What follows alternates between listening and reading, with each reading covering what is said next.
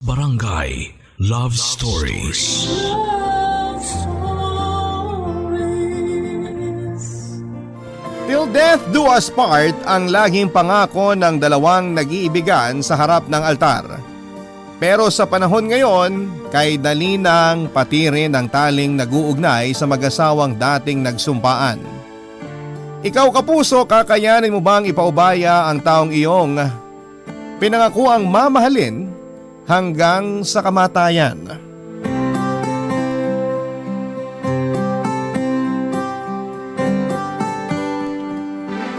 Dear Papa Dudut, Rod na lang po ang itawag nyo sa akin, Papa Dudut. Office staff po ako sa isang government agency dito sa Pangasinan. 38 years old at may 2 anak na. Lumaki po ako sa may kayang pamilya pero kailanman ay hindi ko ginamit ang family background ko para sa pansariling interes. Nagsumikap ako mag-aral at nakapagtapos sa kursong business ad. Matapos po nito ay kumuha ako ng civil service at naging government employee. Ang ipon na nakuha ko mula sa trabaho ay ginawa kong puhunan para makapagpatayo ng maliit na auto shop. Taong 2012 noong ikasal ako sa asawa kong si Apple, nagsimula po kami bilang magkaibigan sa college. Magkaiba man ang department naming pareho ay pinagtagpo kami ng tadhana nang maging magkaklase kami sa isang minor subject. Working student po kasi noon si Apple na kumukuha ng accountancy kaya irregular student siya. Estudyante pa lamang pero si Apple na ang nagpapaaral sa kanyang sarili at sa awa or sa isa niyang kapatid. Bedridden na kasi ang kanilang padre de pamilya. Matapos ma-stroke samantalang naglalabada lang ang tanging trabaho ng kanyang ina. Magkasalungat ang estado namin sa buhay ni Apple, Papa Dudut. Pero sa kabila noon ay naging college sweethearts kaming dalawa. Nabighani ako noon sa taglay niyang karisma. Simple, walang arte sa katawan. At ang pinaka nagustuhan ko sa kanya ay ang pagpupursige nitong makapagtapos sa pag-aaral. Sa katunayan, Papa Dudut ay sa kanya ako na-inspire na ayusin din ang pag-aaral ko. Bago kasi ako lumipat sa eskwelahan kung saan kami nagkakilala, ay nakailang lipat na ako ng school. Sa mga sumunod na taon ay mas pinatibay pa ng panahon ang naging relasyon naming dalawa ni Apple. Umabot kami ng 10 years bilang magkasintahan hanggang sa nag-decide na nga kaming iharap na siya ang bawat isa sa altar.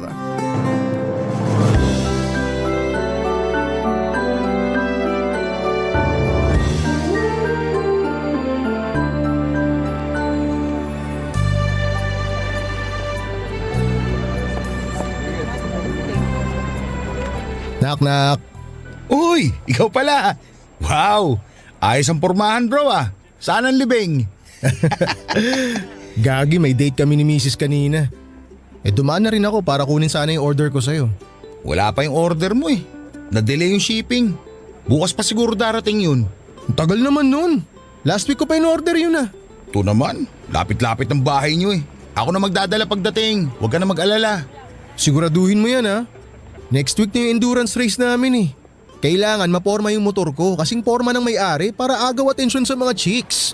Gago, kung magsalita ka parang wala kang misis ah. Ito naman napakaseryoso, syempre biro lang yun. Di ka na nasanay sa akin.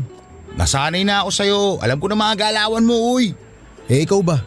Wala ka na ba talagang planong bumalik sa pagiging rider? Tagal mo nang di sumasali sa mga endurance race ah. Miss ka na ng tropa. Tako, pas mo na ako dyan. May pinag-iipunan ako eh. Ang yaman-yaman mo, ano ba pinag-iipunan mo? Atin-atin lang to ha.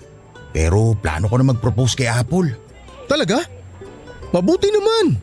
Kala ko hindi ka na mag-aasawa eh. Siyempre, siniguro ko muna na siya na talaga. Sa 10 years niyong magjowa, di pa ba kayo sigurado sa lagay na yan? Huwag mo akong itulad sa'yo ha. 3 taon pa lang kayo magsyota ng misis mo nun. Pinakasalan mo na kaagad. Dapat, bago magpakasal, kilalanin mo muna pakakasalan mo. Alam mo, sapat na sa amin yung 3 years ng asawa ko. Wala naman sa tagal ng pagsasama yan eh. Nasa nararamdaman yan kung totoo ba talaga yung pagmamahal mo sa tao. Ang tanong, Si Apple na ba talaga ang the one? Siya na talaga eh. Nasa kanya na lahat ng gusto ko sa isang tao. Maalaga, mabait, masiyahin. Alam mo yung makita ko lang siya eh, buo na kagad yung araw ko. For 10 years, kung ano yung naramdaman ko nung na-inlove ako sa kanya, ganun pa rin ang nararamdaman ko sa kanya hanggang ngayon. Palagi pa rin akong excited na makita siya. Marinig ko lang boses niya, kinikilig na ako. Alam mo yung mga bagay na ganun? Ay sus, tinamaan nga talaga. Eh kung siya na talaga, edi congrats. Welcome to the club. Sa tropa natin, ikaw na lang ang walang asawa eh. Uy, thank you, thank you. Eh sa paanong paraan mo ba gustong mag-propose? Gusto mo magplano tayo? Simple lang yung gusto ko. Ayoko nung may pa-surprise pang nalalaman. Saka practical na tao si Apple eh. Kaya paniguradong ayaw din niya sa magastos na proposal. Alam kong kuripot kang tao. Pero bro, isang beses ka lang magpo-propose sa tanang buhay mo. Gastusan mo naman na. Anong gagawin mo? Luluhod ka lang tapos magtatanong ng will you marry me? Ang corny naman nun. Siyempre may plano rin naman ako. Magsasagada kami. Gustong gusto niya ron eh. Tapos sa taas ng bundok, sa ibabaw ng mga ulap, doon ko hihingi ng kamay niya. Yan. Ganyan dapat para naman medyo romantic. Pakiligin mo naman si Apple. Araw-araw kinikilig sa akin yun, wag ka. Eh di kayo ng romantic couple ng taon. O siya, daanan ko na lang ulit bukas yung in-order ko sa'yo ha. Naghihintay si Esme sa kotse. Mamaya bungangaan na naman ako nun kapag nagtagal ako rito. Bakit? Bad trip na naman ba? Oo eh. Maaga kasing nagsara yung resto na gusto niya sanang kainan kanina kaya sa ibang resto kami kumain. Hayaan mo na yun, huwag mo siyang alalahanin. Mas masarap yung putayang ipakakain ko sa kanya mamaya. Sira ulo. Sige na, ingat kayo. Oo sige, una na ako. Congrats ulit bro ha. Papadudot na hindi kasing ganda at kasing cool na mga trending na marriage proposal ang ginawa ko kay Apple. Dinala ko lamang siya sa paborito naming lugar sa Sagada at doon ay ipinakita ko sa kanya ang singsing na sumisimbolo ng walang hanggang pagmamahal ko sa kanya. Naging saksi noon ang mga ulap at ang papasikat na araw sa pagpayag ni Apple na pakasalan ako. Doon din ay sinimulan naming pareho ang panibagong yugto ng aming buhay. 2 years matapos kaming magsumpaan sa harap ng altar, ay nabiyayaan kami ng isang cute na baby boy na pinangalanan naming Jared. 2 taon nang lumipas ay nakapagpundar kami ng sarili naming bahay at lupa. Kasabay nito ay ang pagdating ng ikalawa naming supling na si Allison. Papadudot masasabi kong ako na siguro ang pinakamaswerteng lalaki sa mundo noon dahil maliban sa isang maganda at madiskarteng asawa ay ibinigay sa amin ang pareho naming hiling ni Apple. Anak na lalaki at babaeng anak. Bukod dito ay mas lumawak pa ang sarili kong business na malaki ang naitulong sa panimula ng aking buhay may asawa. Sobrang kontento na ako noon sa buhay ko, Papadudot. At wala na akong ibang mahihiling pa sa Diyos, kundi ang mapanatiling masaya at masigla ang maliit naming pamilya. Yun nga lang po, pagkatapos ng mapayapang buhay ay biglang dumating ang isang unos sa aming pamilya. Ang mala fairy tale naming kwento ay bumaligtad nang mapansin ko ang biglaang pagbabago sa ugali ng asawa kong si Apple.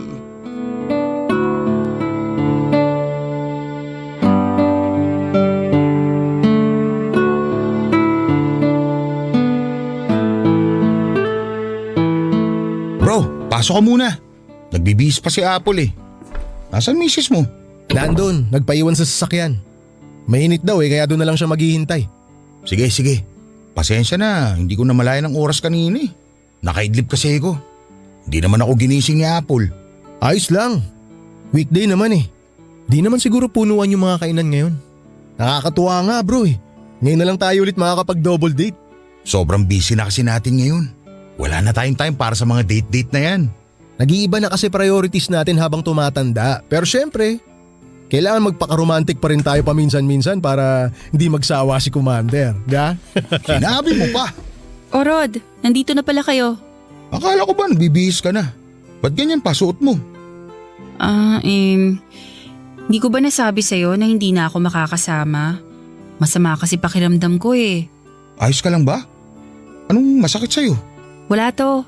Pagod lang siguro. Tutulog ko na lang to. Masakit ba ang ulo mo?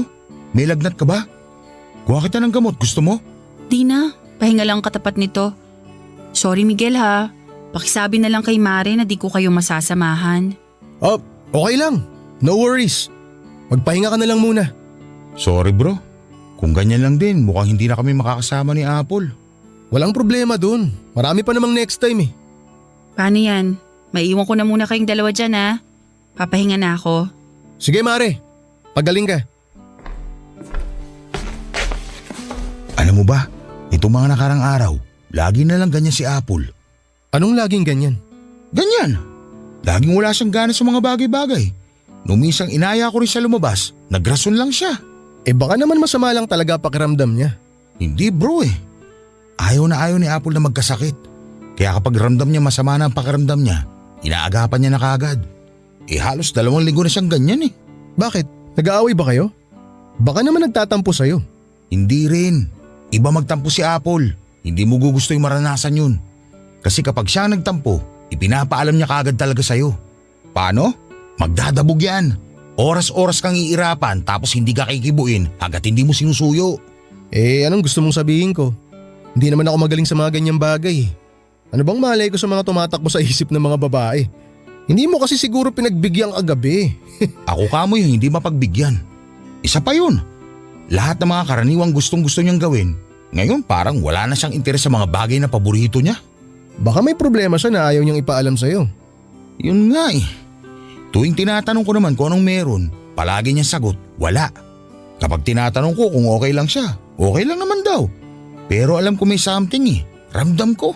Alam mo bro, napapraning ka lang siguro. Hindi bro eh. Ayoko man sabihin, pero minsan parang lutang siya. Laging tulala, malalim ang iniisip. Kapag nag-uusap kaming dalawa, wala siya sa concentration. Alam mo yung itsura ng natalo ng malaki sa sugal?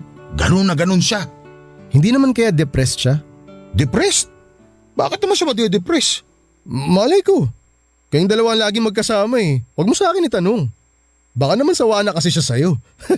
Seryoso nga. Nag-aalala na ako sa kanya. Ayun nga. I-check mo kung may pinagdadaanan ba siyang malala. Baka mamaya may malaki pala siyang problema na sinasarili na pala niya. Sana naman wala. Sana nga. Pero pag-usapan niyo yan. Kung tingin mo may problema talaga, alamin mo kung ano yun. Susubukan ko ulit siyang kausapin mamaya. O sige na, alis na ako. Bumawi kayo sa susunod ha. Oo, promise. Pasensya na.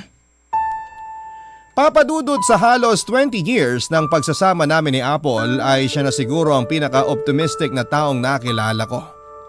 Noong mga bata pa kami ay punong-puno siya ng pangarap para sa pamilya niya.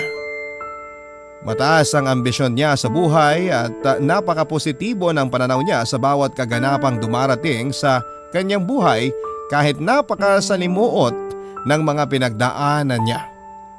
Malimit lamang siyang magpakita sa kalungkutan or malimit lang siyang magpakita ng kalungkutan. Sa katunayan ay huli ko siyang nakitang umiyak ay noong magkasunod na namatay ang mga magulang nito. Namatay ang kanyang tatay sa pagtulog at ang sumunod na taon naman ay namatay naman ang nanay nito nang dahil sa komplikasyon sa baga.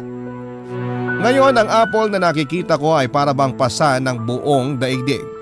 Sa isang iglap ay para ba siyang tinubuan ng 1,000 problema na kahit nakangiti ay kita sa mga mata nito ang kalungkutan. Kung madaldal siya noon ay bigla siyang naging tahimik sa ngayon.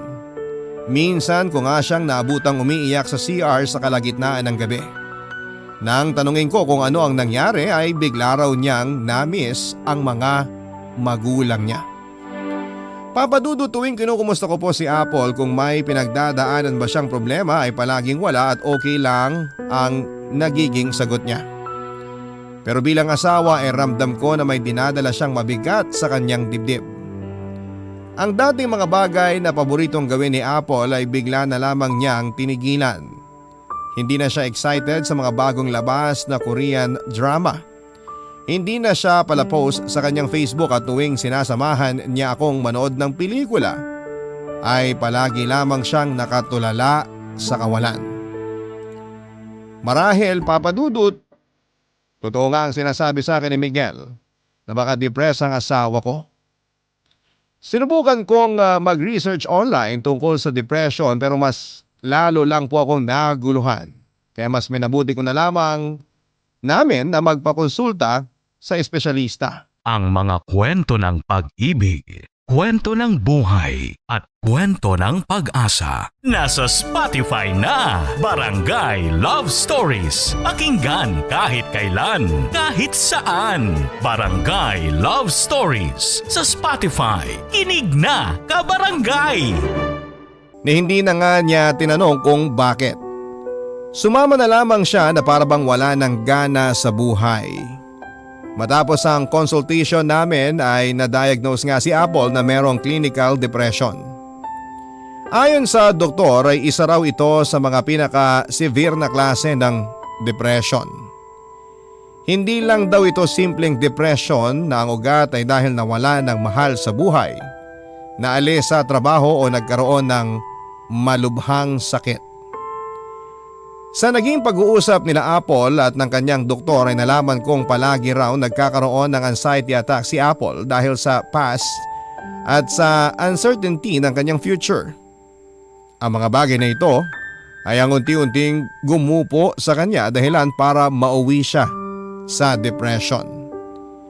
Hindi naman sa question ko ang naging diagnosis ng doktor Papa Dudut. Pero hindi ko lang maisip kung bakit madedepress ang asawa ko dahil meron naman siyang maayos na buhay. May malusog at makukulit na 2 anak. Nandito naman ako bilang asawa niya na laging nakasuporta sa kanya. Meron din kaming negosyo at hindi namin problema ang pera.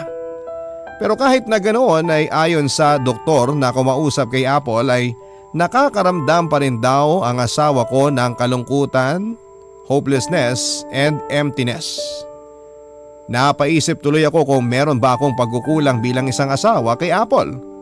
Pinagdudahan ko ang sarili ko noon kung naibibigay ko ba ang kagustuhan niya. Kung nagagampanan ko ba ng maayos ang pagiging kabiyak ng kanyang puso. Sa mga sumunod na buwan ay mas naging irritable si Apple. Sa sobrang pagka-moody niya ay natatakot na rin minsan ang mga anak namin na lumapit sa kanya dahil baka mapagalitan sila. Napapabayaan na rin ni Apple ang trabaho niya bilang ina sa mga anak namin. Nawala na siya ng ganang gawin ang mga dating hobbies niya. Karaniwan din siyang walang ganang kumain. Sa paglala ng sitwasyon ni Apple ay napilitan na akong kumprontahin siya, Papa Dudut.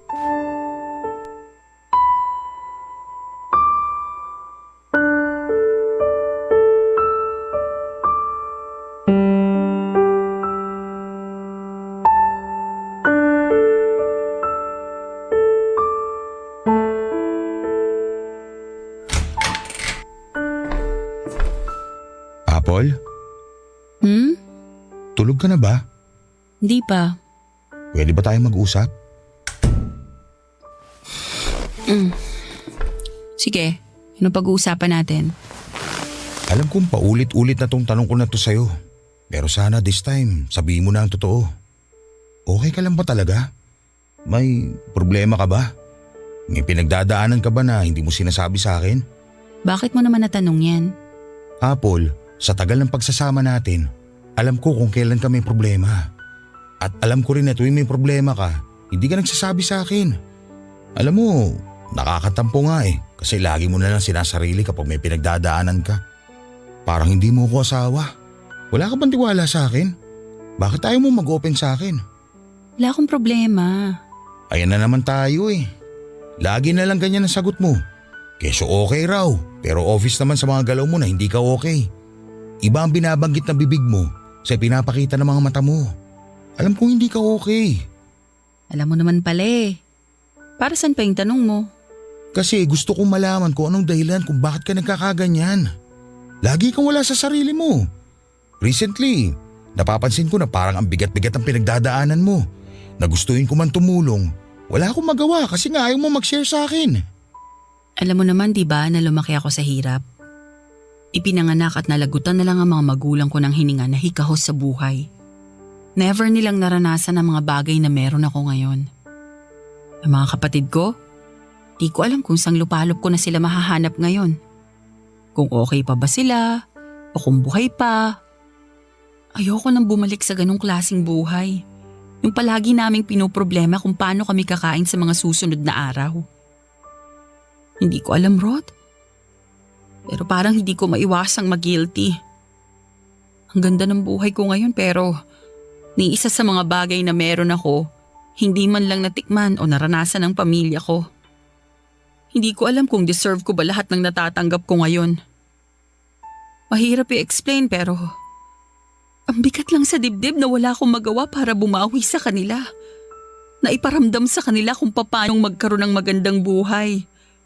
Apple, deserve mo lahat ng blessings na meron ka ngayon. Kasi mabait kang asawa, mabait kang nanay, mabait kang tao. Kung anong meron ka ngayon, lahat ng to pinaghirapan mo. Kaya huwag mong questionin ang buhay mo kasi pinaghirapan mo lahat ng mga bagay na tinatamasa mo ngayon. Natatakot ako eh. Natatakot ako na baka isang araw bigla na lang bawiin sa atin to. Alam mo yung parang nasa panaginip ka lang? Tapos anumang oras magigising ka na lang bigla sa katotohanan? Hindi ko maiwasang maparanoid na sa sobrang ayos ng buhay natin, darating yung araw na baka malugmok tayo. Ayoko nang mangyari yun, Rod. Ayokong maranasan ng mga anak kong naranasan kong hirap habang lumalaki. Ay, halika nga rito. Yayakapin kita para gumaan ang pakiramdam mo. Hindi ka na babalik sa hirap. Kahit kailan, hindi ka na maghihirap. Alam mo kung bakit? Kasi hindi ka na mag-isa. Nandito ako. At hanggat humihinga pa ang asawa mo, magbubuhay reyna ka. Hindi ko hayaang danasin ulit ang dating buhay na nakagisnan mo. Hanggang sa pagtanda na natin tong setup na to. Kaya huwag ka mag-alala. Di ba? Pangako natin sa isa't isa na tayo ang magtutulungan sa hirap man at ginawa. Ang sarap pakinggan. Pero katulad ng mga pangako, mga salita lang yan. Wala pa rin tayong kasiguruhan kung anong mangyayari bukas. Hindi natin hawak ang future natin. Yung mga salitang pangako na yan, ginagamit lang yan para mapanahatag ang loob natin. Huwag mong nilalang ang mga pangako na binitiwan natin sa harap ng altar. Maniwala ka sa akin, Apple. Hindi kita pababayaan. Ikaw at ang mga anak natin. Asang makakatulong ito sa nararamdaman ng asawa ko. Nagpatuloy din si Apple sa pakikipagkita sa isang espesyalista pero kahit ganoon ay hindi ko pa rin nakitaan ng pagbabago si Apple.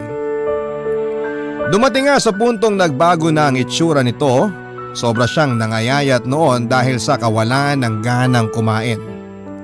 Napapabayaan na rin niya noon ang mga anak namin kaya kinailangan ko nang maghanap ng yaya para sa mga bata at maid para may magtrabaho sa bahay habang wala ako at para mabantayan na rin si Apple. Sa kalagayan noon ni Apple ay kinailangan na siyang resetahan ng antidepressant medication. At bilang asawa ay sobrang sakit sa puso na makita ang asawa kong mag-isang nilalabanan ng kanyang depression. Kahit na anong gawin kong tulong at suporta ay wala naman itong naitutulong sa kalagayan ni Apple, Papa Dudut. Wala naman akong ibang magagawa noon kundi ang humingi na lamang ng gabay sa Diyos, Papa Dudut. Kahit ganoon ay hindi po ako tumigil. Pilit kong ibinalik ang mga bagay na nagpapa-excite kay Apple. Ipinagluluto ko siya ng mga paborito niyang pagkain. Ibinibili ko siya ng mga bagay na dati niyang kinagigiliwan. Paminsan-minsan ay iniimbita ko rin ang mga kaibigan niya para tumambay sa bahay at lahat ng ginawa ko ay nagbunga din, Papa Dudut. Nang makita kong unti-unti nang bumabalik sa dating sigla, si Apple.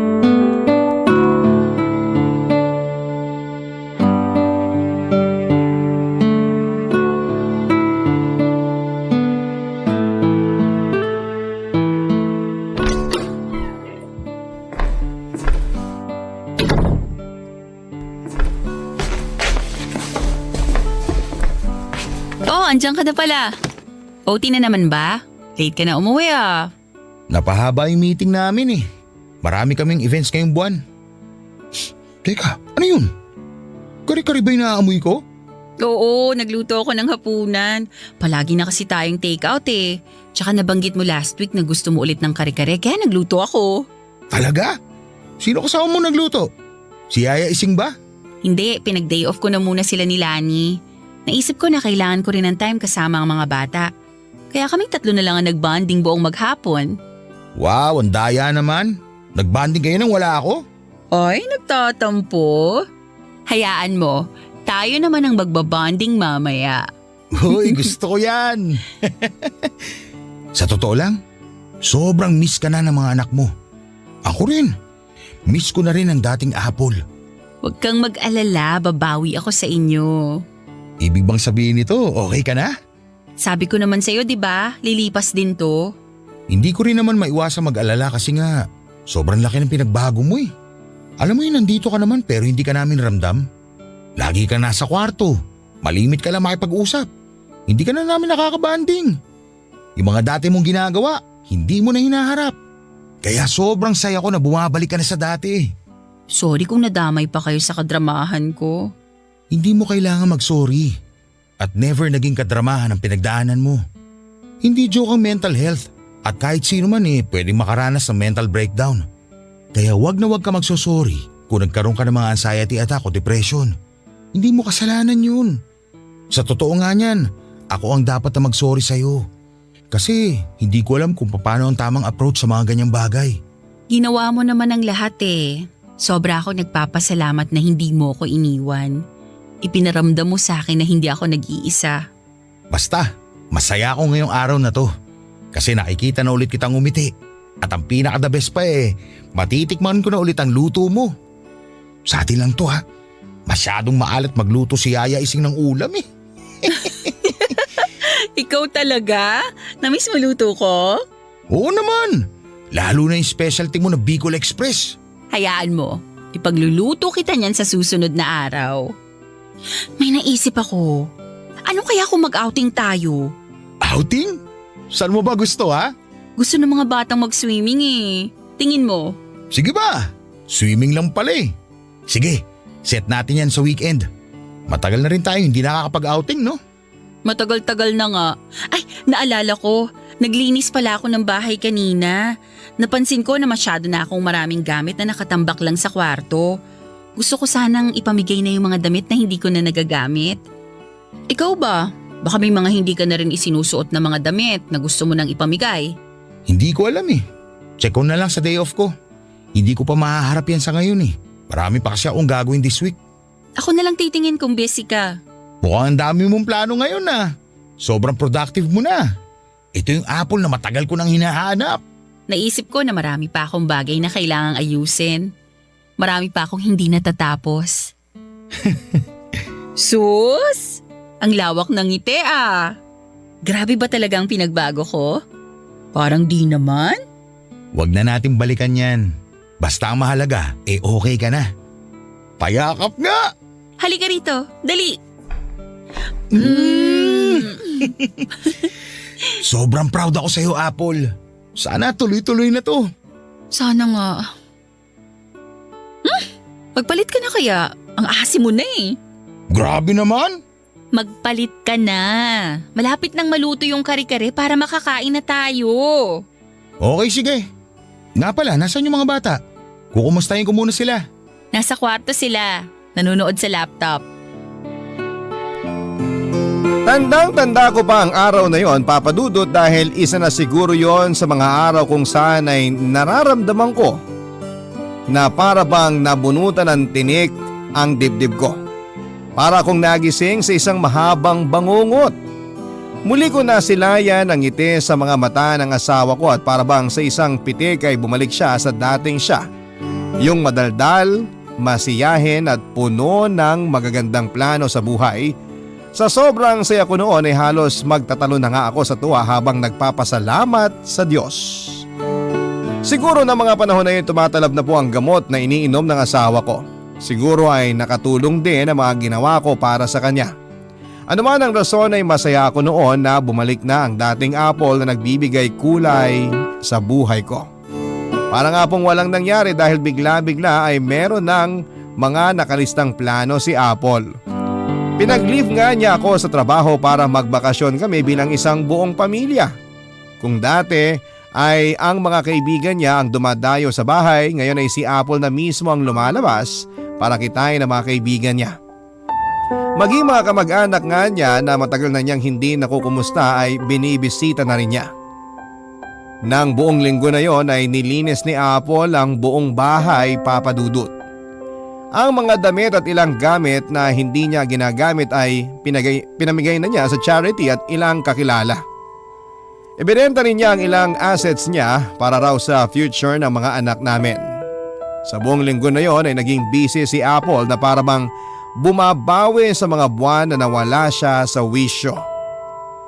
Papa Dudut, sinamahan ko rin siyang tapusin ang mga K-drama na nasimulan niya kahit na wala po akong maintindihan sa mga ito.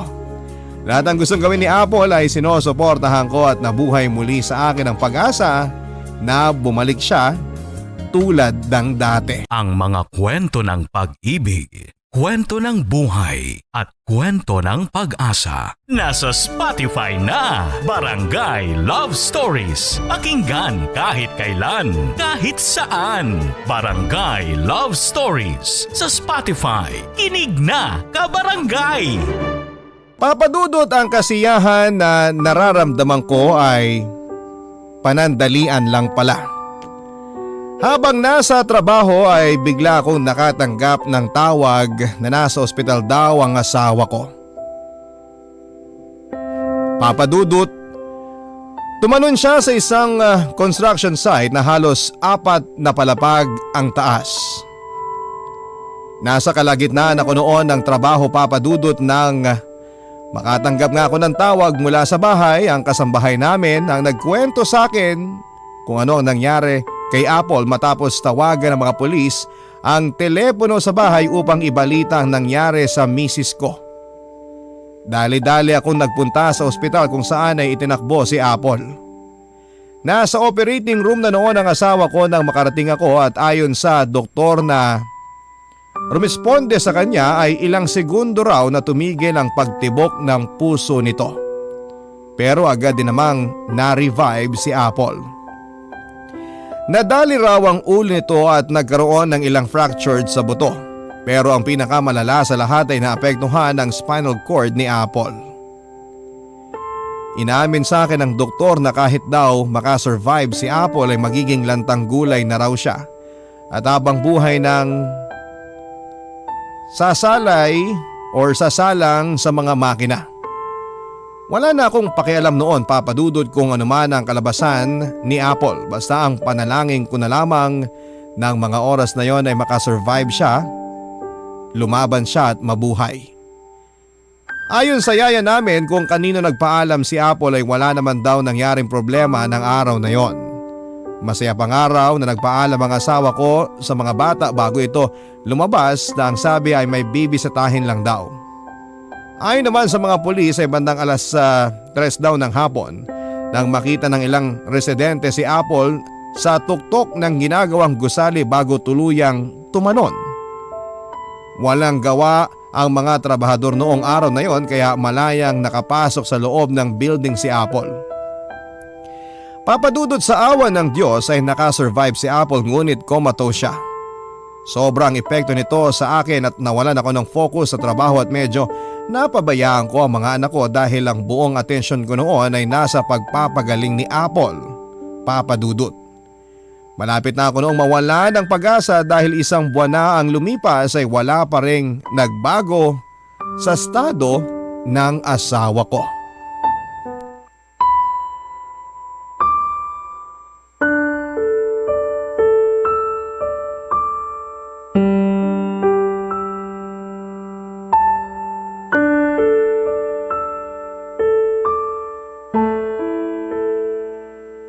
Ano bro? Kumusta na? Ano nang balita kay Apple? Wala pa rin eh. Wala pa rin pagbabago. Kapit lang bro. Malalampasan nyo rin to. Sa totoo lang, sobrang hirap na ako eh.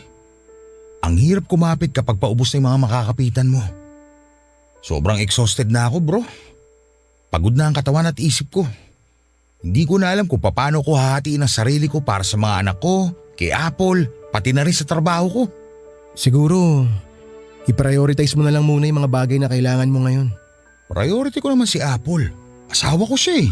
Oo nga, nandun na ako bro. Pero ang ibig kong sabihin, may mga tao na kailangan ka sa kasalukuyan. Tulad ng mga anak mo. Kailan mo ba sila huling nakasama ng maayos? Baka mamaya sa sobrang pagkalapit nila sa yaya nila, mas yung yaya na ang ituring nilang magulang kesa sayo. Yung mga trabador mo sa shop mo, na-check mo na ba kung okay pa sila? Kung may problema ba o kung ano man? Yang sarili mo. Nasubukan mo na bang humarap sa salamin simula nung ma-ospital si Apple? Tingnan mo nga. Nangangayayat ka na. Kaya nga ako kumuha ng yaya para may magbantay sa mga bata, di ba? Kaya ako nagdagdag ng tao sa shop kasi alam kong hindi ko sila masasamahan sa ngayon. Wala na akong paki sa itsura ko. Ang mahalaga sa akin, ang kapakanan ng asawa ko. Mag-isa lang siya eh. Wala siyang kasama. Gusto kong maramdaman niya na nandito pa rin ako. Naghihintay sa pagbabalik niya. Oo na, ikaw na ang dakilang asawa. Pero nag-aalala lang naman ako sa'yo. Baka mamaya ikaw naman ang isugod sa ospital niyan. Sobrang ngarag na yung itsura mo oh. Alam mo bro, si Apple bantay sarado yan ng mga doktor sa ospital. Kaya magtiwala ka lang sa kanila. Hindi naman nila pababayaan ang asawa mo eh. Subukan mo ring magpahinga. Kung bakit ba kasi nangyari sa amin to? Sabihin mo nga sa akin bro, nagkulang ba ako? Masyado ba ako nagpapakabisi sa trabaho? Napabayaan ko ba ang asawa ko kaya na-depress siya? Hindi ko na alam ang isipin ko eh. Hindi ka naman naging pabayang asawa eh. Sus, kung ikukumpara mo ang sarili mo sa akin, walang-wala ako sa kalingkingan mo. Maswerte nga si Apple, ikaw na pangasawa niya eh. Huwag mong pagdudahan ang kakayanan mo bilang asawa. Dahil alam kong mabuti kang padre de pamilya. Nung nasa kalagitnaan si Apple ng pinagdadaanan niya, hindi mo siya pinabayaan. Nakita ko ang lahat ng sakripisyo mo para sa kanya, kaya huwag mong sisihin ang sarili mo. Dapat nga hindi mo rin tinatanong sa isip mo kung ikaw ba ang nagkamali. Akala ko okay ng lahat. Alam mo yun, bumalik na siya sa dati niyang sigla eh.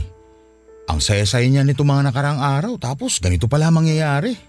Naalala mo pa ba yung kababata nating si Andrew? Yung sobrang broken-hearted tapos hindi niya matanggap na ipinagpalit siya ng girlfriend niya kaya siya nagpaka… Huwag mo na ituloy bro. Oo, naalala ko. Nagpainom pa nga siya nun. Sabi niya tanggap niya na lahat. Kala natin naka-move on na siya. Yun pala, kinaumagahan. Nabalitaan na lang natin na wala na siyang buhay. Sa totoo lang naiinis ako sa mga ganong tao eh. Bakit? No offense bro ah, pero para sa akin masyado silang makasarili. Hindi nila iniisip yung mga taong nagmamahal sa kanila. Gusto nilang takasan ang mga problema nila. Pero ang hindi nila alam, ipinapasa lang nila yung mga problemang yun sa mga taong totoong nagmamahal sa kanila. Hindi rin naman kasi natin alam kung ano yung pinagdadaanan nila eh. Madali magsalita kasi wala tayo sa katayuan nila. Pero wala rin sila sa katayuan natin. Hindi rin nila alam kung anong mararamdaman natin kapag nawala sila. Tulad sa'yo. Naisip ba ni Apple kung anong mangyayari sa'yo kapag nawala siya? Sa mga anak niyo na mawawalan ng nanay pag nagkataon? Kaibigan ko kayo ni Apple. Pero hindi ako pabor sa ginawa niya. Hindi yun ang sagot. At kailanman hindi magiging solusyon ng pagsasayang ng buhay. Kung mas binigyan pansin ko lang sana ang kalagayan niya, hindi ito mangyayari. Dapat hindi na lang ako pumayag na itigil niya ang pag-inom niya ng gamot eh. Dapat hindi ako naging kampante. Nangyari na ang mga nangyari bro. Ipagpasa Diyos na lang natin ang lahat. Huwag kang mawalan ng pag-asa pero sana huwag mo rin pabayaan ang sarili mo. Sigurado ako na hindi rin gusto ni Apple na makita ka nagkakaganyan. Kakayanin ko to bro. Salamat. Bro, hindi lang si Apple ang kailangan lumaban. Dapat ikaw rin. Para sa kanya at para sa mga anak niyo. Papadudot, mahirap panoorin ang pinakamamahal mong tao na buhay pero wala namang malay. Humihinga man at tumitibok ang puso pero ang lahat ng ito ay nakasalalay lamang sa iba't ibang makina na nakakabit sa kanyang katawan. Ang sakit-sakit sa damdamin sa tuwing pinagmamasdan ko siya.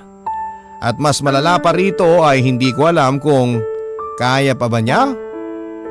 kung lumalaban pa ba siya o sadyang ayaw na talaga niyang tumuloy pa. Sa sumunod na araw ay dineklara na pong brain dead si Apple. Ang sabi sa akin ng doktor ay wala na siyang chance na mabuhay dahil hindi na gumagana ang kanyang utak. Tanging life support na lamang ang nagpapahaba ng kanyang buhay at kapag itinigil na ito ay tuluyan nang mamamaalam si Apple. Hindi ko na alam ang mga sumunod na sinabi ng doktor ng oras na yon dahil umiikot na ang isipan ko noon sa binitawan nitong salita na wala ng tsansang mabuhay ang pinakamamahal kong asawa. Sa kabila ng mga sinabi ng doktor ay hindi pa rin ako bumitaw, Papa Dudut. Nagdarasal ako minuminuto at humihingi ng kahit na anong milagro. Kahit ano, Papa Dudut, mahirap kasing pakawalan ng isang taong tumitibok pa ang puso pero dahil na lamang ito sa makinang nakakabit sa kanyang katawan. Mahal na mahal ko ang asawa ko at kung maaari lamang ialay ko ang aking buhay kapalit ng sa kanya ay gagawin ko. Desperado na ako at nawawala na ako ng pag-asa, Papa Dudut.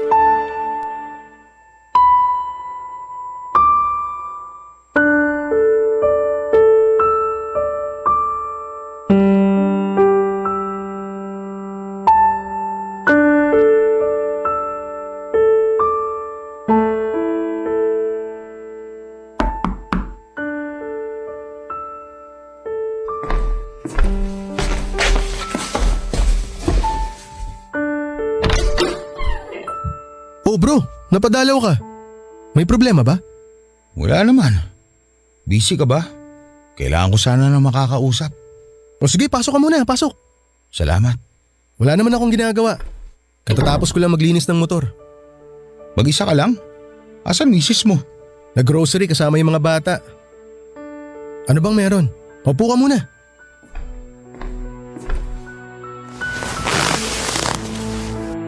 Nagmerienda ka na ba? Gusto mo ba na makakain? May inom? Hindi na, thank you. Ano nang balita kay Apple? Wala na raw talagang pag-asa eh. Brain dead na siya. Tumigil na raw mag-function yung utak niya. Life support na lang talaga ang bumubuhay sa kanya. Ay, ano nang gagawin mo ngayon? Binigyan ako ng option ni Doc. Pwede ko raw i-prolong yung life support niya pero wag na raw kaming umasa. Ano raw ang mangyayari kapag tinigil niyo yung life support? Kapag nag-decide na ako na itigil na yon, hindi nagagana yung ibang organs ni Apple tulad ng puso. Ganun na ba kalala? Bro, hindi ko na alam ang gagawin ko. Ang hirap ng sitwasyon ko ngayon. Ano bang kasalanan ko? Bakit ako binigyan ng ganito kabigat na problema? Ang hirap-hirap, bro. Bro, ano bang gusto mong marinig? Gusto mo ba yung opinion ko o gusto mo ng comfort? Kung ikaw nasa sitwasyon ko ngayon, anong gagawin mo? Magkaiba kasi tayo ng ugali eh. Ikaw, kilalang kilala mo na ako. Alam mo kung gaano ako ka-practical na tao, bro. Realistic ako eh. Kung ako ang nasa sitwasyon mo, hindi mo gugustuhin na magiging sagot ko. Hayaan mo na lang ba na mamatay ang asawa mo? Ang tanong, may chance pa ba na mabuhay siya? Profesional na mismo ang nagsabi na wala na talaga, bro. Kung baga, sinabi na sa'yo yung bad news eh. Nasa iyo na lang kung kailan mo yung tatanggapin. At kapag natanggap mo na, sa isang bagay lang din naman mauuwi ang lahat eh. Pero bakit ako? Hindi ako Diyos para mag-decide para sa buhay ng asawa ko. Paano kung magkaroon ng milagro? Paano kung biglang gumanda ang sitwasyon niya? Alam mo yun? Yan yung mga what if sa buhay natin. Pero willing ka bang i-risk ang lahat, bro? Alam ko na marami kang binabayarang bill sa ospital. Nilapitan ako ng kumpare nating si Jerome kahapon. Tinatanong kung kumusta ka na. Nakahiram ka pala ng pera sa kanya? Na-short ako sa pambayad ng bill sa bahay eh. Inuna ko kasi yung hospital bills. Nahihiya naman ako na humiram sa mga magulang ko. Marami na silang nailabas na pera dahil sa akin eh. Diyan napapasok yung katanungan na hanggang saan ang kaya mong isakripisyo para sa wala, bro. I-real talk na kita ah. Nagsusunog ka lang ng pera eh. Payong kaibigan. Huwag mo sanang mamasamain pero total. Tinatanong mo na rin naman yung opinion ko. Sasabihin ko na rin. Medyo masakit to pero wala na si Apple. Medically, wala na siyang pag-asa. Pakawalan mo na siya, bro. Hindi ko kaya eh. Hindi ko pa kaya. Sa huli ikaw din naman na magdedesisyon yan eh. Wala ako sa lugar para sabihin kung ano ang dapat mong gawin. Pero kung ako ang nasa kalagayan mo, yun ang gagawin ko. Alam mo, napanaginipan ko nga nung isang araw si Apple eh. Ang sabi niya sa akin, lalaban siya. Hindi niya ako iiwan. Hindi niya iiwan ang mga anak namin. Nangako siya na babalik siya. Kaya ayoko pa siyang pakawalan eh. Kasi feeling ko may laban pa kami. Alam mo bro, yung mga panaginip na yan, gawa lang yan ng utak natin eh.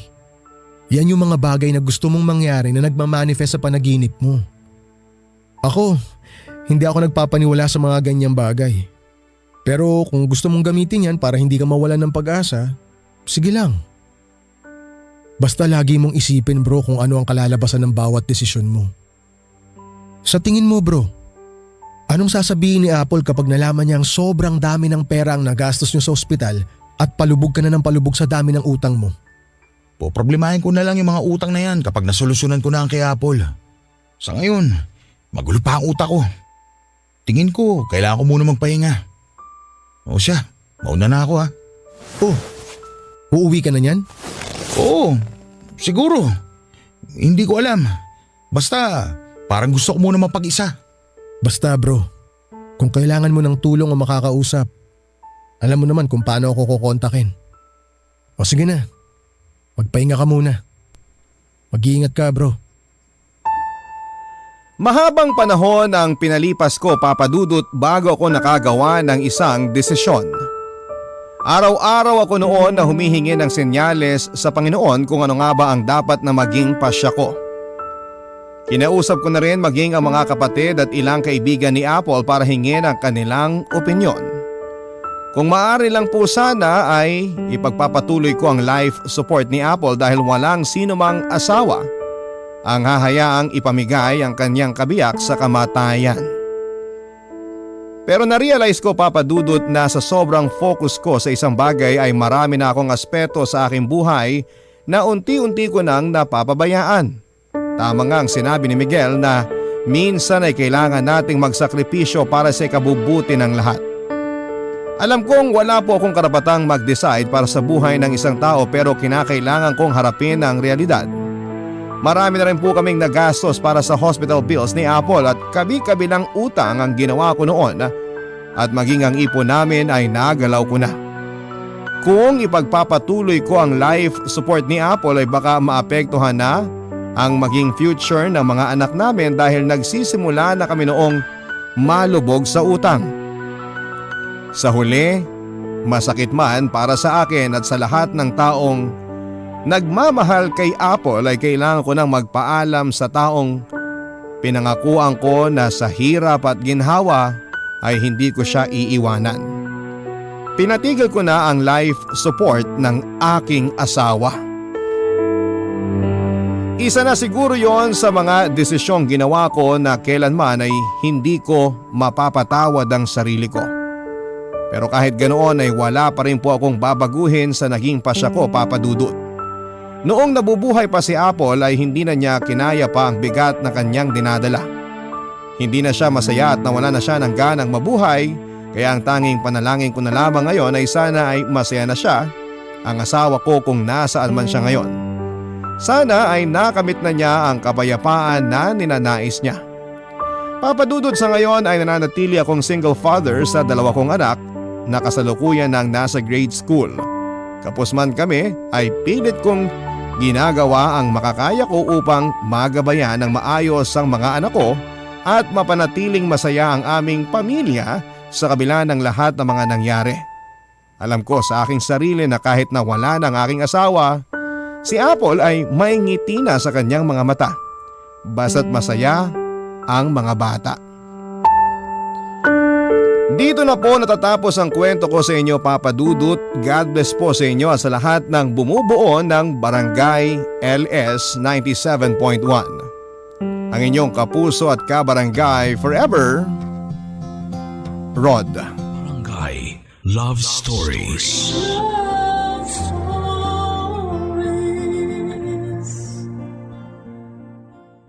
Barangay LS 97.1. 97.1.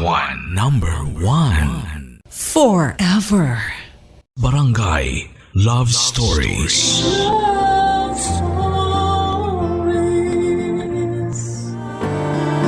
Ang laro ng pag-ibig ay hindi lang puro puso ang ginagamit, kundi minsan ay kailangan din itong gamitan ng utak. Dahil kung puro puso ang pinapairal, baka ang utak natin langawin at kung ano-ano na ang nai-imagine. Ikaw, kapuso, nasubukan mo na bang mabaliw dahil sa pag-ibig? Dear Papa Dudut, greetings po sa inyo, Papa Dudut. Fan na fan po ang lola ko ng inyong programa. At araw-araw niya itong pinapakinggan tuwing nanananghalian kami. Naisip ko na mag-share din sa inyo ng isang story na tiyak akong ikaka-relate lalo na ng mga kabataan sa ngayon. Hayaan niyo muna akong magpakilala. Ako po si Jeannie, 25 years old at nagtatrabaho ako bilang secretary sa isang government office. Ang ibabahagi kong story sa inyo ang magpapatunay na minsan nakakabaliw talaga ang pag-ibig at wala nang ibang makakapagpatunay nito kundi ang best friend kong si Mayan. College friends kami ni Mayan, Papa Dudut. Nagsimula ang pagkakaibigan namin noong naging seatmates kami. Sa first day ng klase ay nagkaroon agad kami ng surprise quiz at sa akin siya humingi ng papel. Simula noon ay palagi na akong tinatabihan ni Mayan. Unti-unti kami naging close sa isa't isa and the rest is history na, Papa Dudut. Nakakatuwa nga na tumagal ng ilang taon ng friendship namin kahit parang gatas at kape ang difference ng ugali naming dalawa. Mabait at malalahanin itong si Mayan. Ako naman ay may pagkasuplada at walang empathy. Hopeless romantic din siya na mahilig magbasa ng mga literature at manood ng romance films. Kaya naman hindi na bago kung bakit mabilis na ma-fall kung kani-kanino labang itong si Mayan. Sa kabilang banda, ako naman yung hard to please at mahirap i-approach kaya wag na po kayong magtaka. Kapag sinabi kong ako yung NBSB o yung no boyfriend since birth at si Mia naman ang babaeng hindi nawawalan ng karelasyon.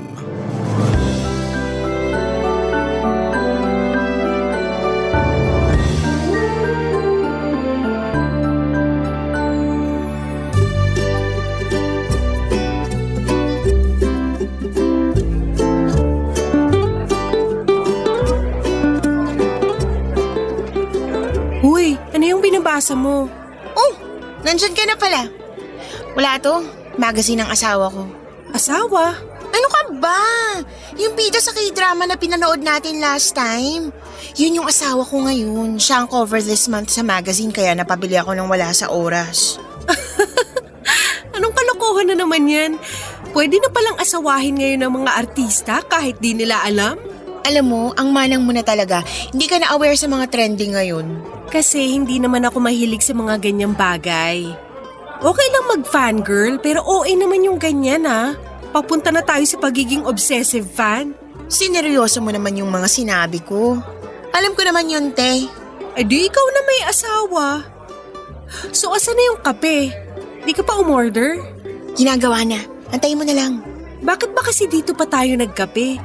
Ang layo nito sa school. Tsaka ang mahal naman ng kape nila rito ah. Anong gamit nila panimpla? Gold? Basta, mag-antay ka na lang maya-maya. Malalaman mo rin ang sagot.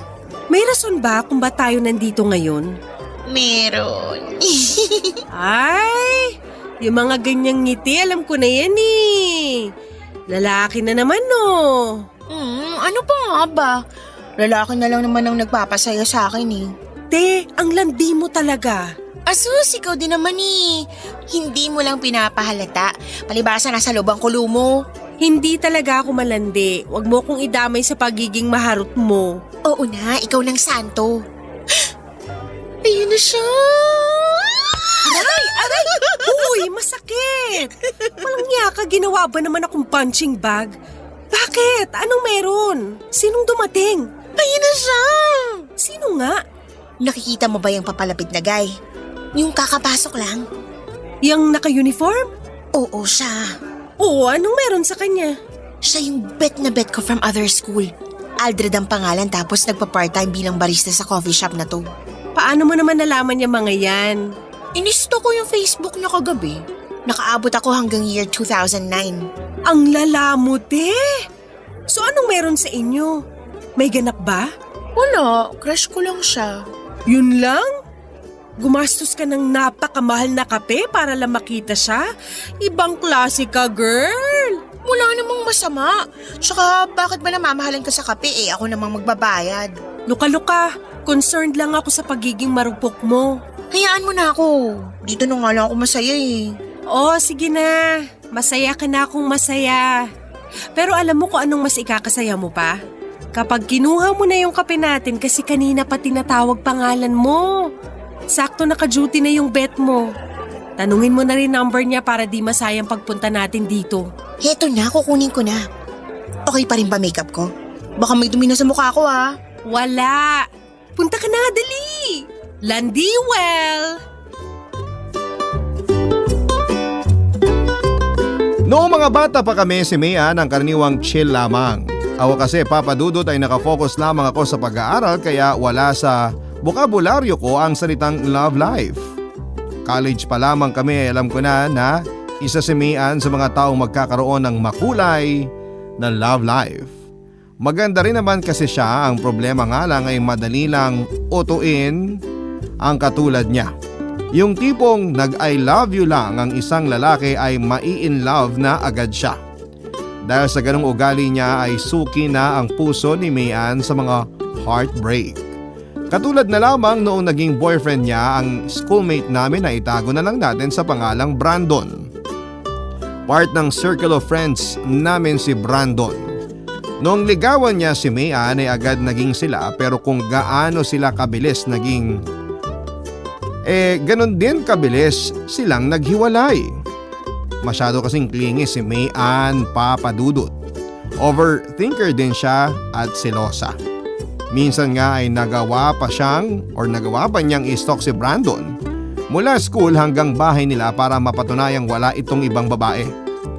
Noong una ay medyo nawiwirduhan ako sa ugaling yon ni Mayan na medyo papunta na sa pagiging psychotic lover pero hinahayaan ko na lamang siya. Alam ko kasi na mahirap din namang maloko at ilang beses na itong naranasan ni Mayan. Kaya kako baka pinoprotektahan lang niya ang relasyon nila.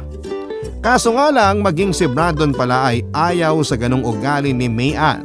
Kaya naman naghiwalay sila. Pagka-graduate ay naging sekretarya ko sa tulong ng mga magulang ko samantalang nakapasok naman sa trabaho si Mayan bilang bank teller. Papa Dudut, wala pa siyang 1 taon sa trabaho noon ay nakahanap agad siya ng bagong boyfriend at for the first time ay yon ang naging pinakamatagal na relasyon na naranasan ni Mayan.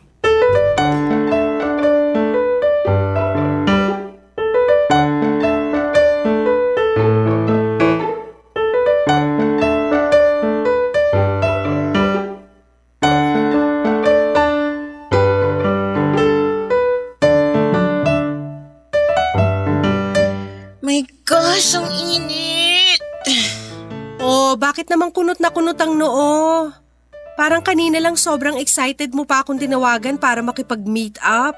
Kasi naman sobrang traffic tapos wala pang aircon yung sinakyan ko. Kung gusto mo ng convenient life, kailangan mo magbayad. Di ka na nasanay sa buhay dito. So ano palang meron? Bakit ka biglang nag-ayang kumain? Magpapatulong ako sa'yo. Para saan? Anniversary na namin ni Mikoy bukas. Gusto ko siya i-surprise. Anniversary nyo na naman? Parang kailan lang kayo nag-celebrate ah? Ano ka ba? Mabilis lang talagang oras kaya di mo pansin. Tsaka isa pa, sobrang busy mo kaya sa trabaho mo. Ilang taon na ba kayo? 3 years na kami bukas! Aba, may tumagal din sa'yo ah. Congrats! Haba ng hair ko, no?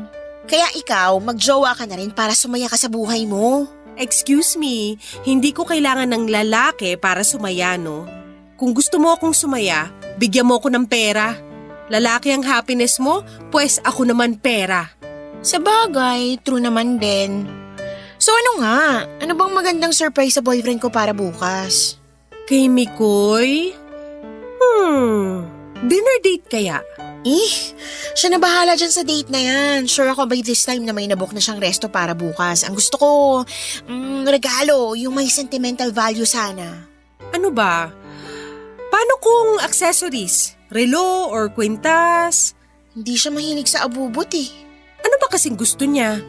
Dapat ikaw nakakaalam yan bilang ikaw ang girlfriend eh. Naibigay ko na kasi sa kanya lahat. Kaya nga ako nagtatanong sa'yo kasi wala na akong maisip.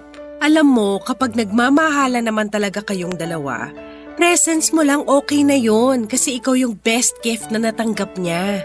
Oh, aba, may romantic side ka rin naman palang tinatago ah. Saan galing yan? Kinopya ko lang yung sinabi nung napanood ko sa TV. Nagiging hopeless romantic ka na rin ah. Ganyan ba pag tagtuyot? Hoy, walang niyang to. Punganga mo, bruha ka. Balik na tayo sa topic. Iniiba mo kasi. Wala na nga ako maisip. Wala naman kasi akong experience sa mga ganyang bagay. Try mo kaya necktie? Never naman nagsuot yun ng formal. Puro street casual yung fashion ni Mikoy. Sapatos na lang. Hindi naman yung sentimental eh. Tsaka after 3 years mapapalitan agad yun. Ano ba yan? Ako pa pinaproblema mo kasi dyan. Bigyan mo na lang ng singsing. Romantic naman yun. Sing-sing na lang? Hindi ba dapat ako yung binibigyan ng sing-sing? Ay, bahala ka dyan. Magbigay ka na lang ng kung ano. Wala na ako maisip. Ikaw talaga kahit kailan. Sige na nga, sing-sing na lang. Ayun naman pala. Eh di problem solved. Pwede na mag-order. Sige, mag-order ka na nga lang. Papadudod sa halip na ang boyfriend ni Mayan na si Mikoy ang ma-surprise nung anniversary nila ay si Mayan mismo ang nasurpresa. Bigla kasing nakipaghiwalay si Mikoy sa kanya. As usual, ang reason ay dahil nasasakal daw siya kay Mayan. The past few months ay nawawala na raw ang pagkagusto ni Mikoy sa best friend ko at unti-unti nang nagiging one-sided ang relationship nila. Isa pa ay umamin din si Mikoy na may ibang babae na siyang natitipuhan.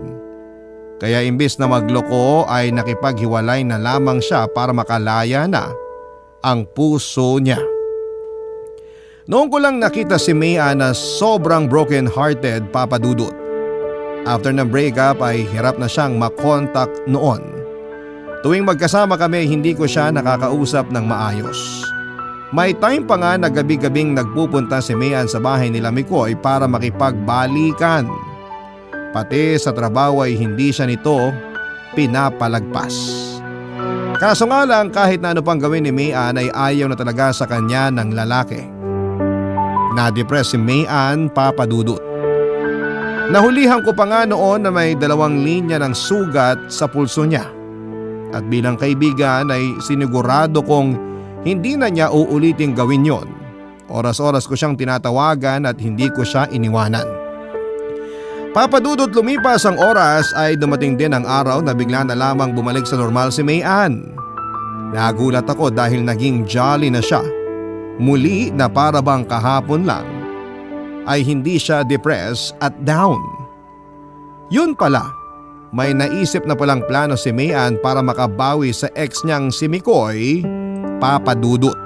Barangay Love Stories. Barangay Love Stories.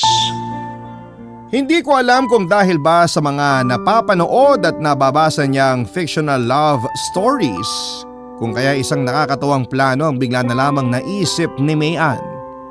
Gusto kasi raw niyang maghanap ng lalaking gagawin niyang rebound para pagselosin si Mikoy. Sakto naman na nung time na yon ay may kausap daw siyang lalaki sa Instagram. Walang iba kundi si Polo. Para sa mga hindi nakakakilala kay Polo, siya yung taong hindi man literal pero tinitilian siya ng mga kababaihan sa lugar namin. Pila-pila ang mga nagkakagusto sa kanya. Kung may campus crush, siya yon sa barangay namin, Papa Dudut. Mula sa mayamang pamilya si Polo at walang-wala kami ni Mayan sa level niya. Kung uling kami, siya naman ay gold. Ganun kalayo ang estado nila Mayan at Polo sa isa't isa. Sa totoo nga ay tinawanan ko lamang si Mayan sa gusto niyang mangyari. Para bang nangangarap siya ng imposible kaya bago pa man tuluyang maniwala si Mayan, sa kahibangan niya ay ni-real talk ko na siya kahit masakit yon. Pero ako nagulat, Papa Dudut, nung makita kong magkausap na pala sa chat sina Polo at Mayan nang walang kahirap-hirap.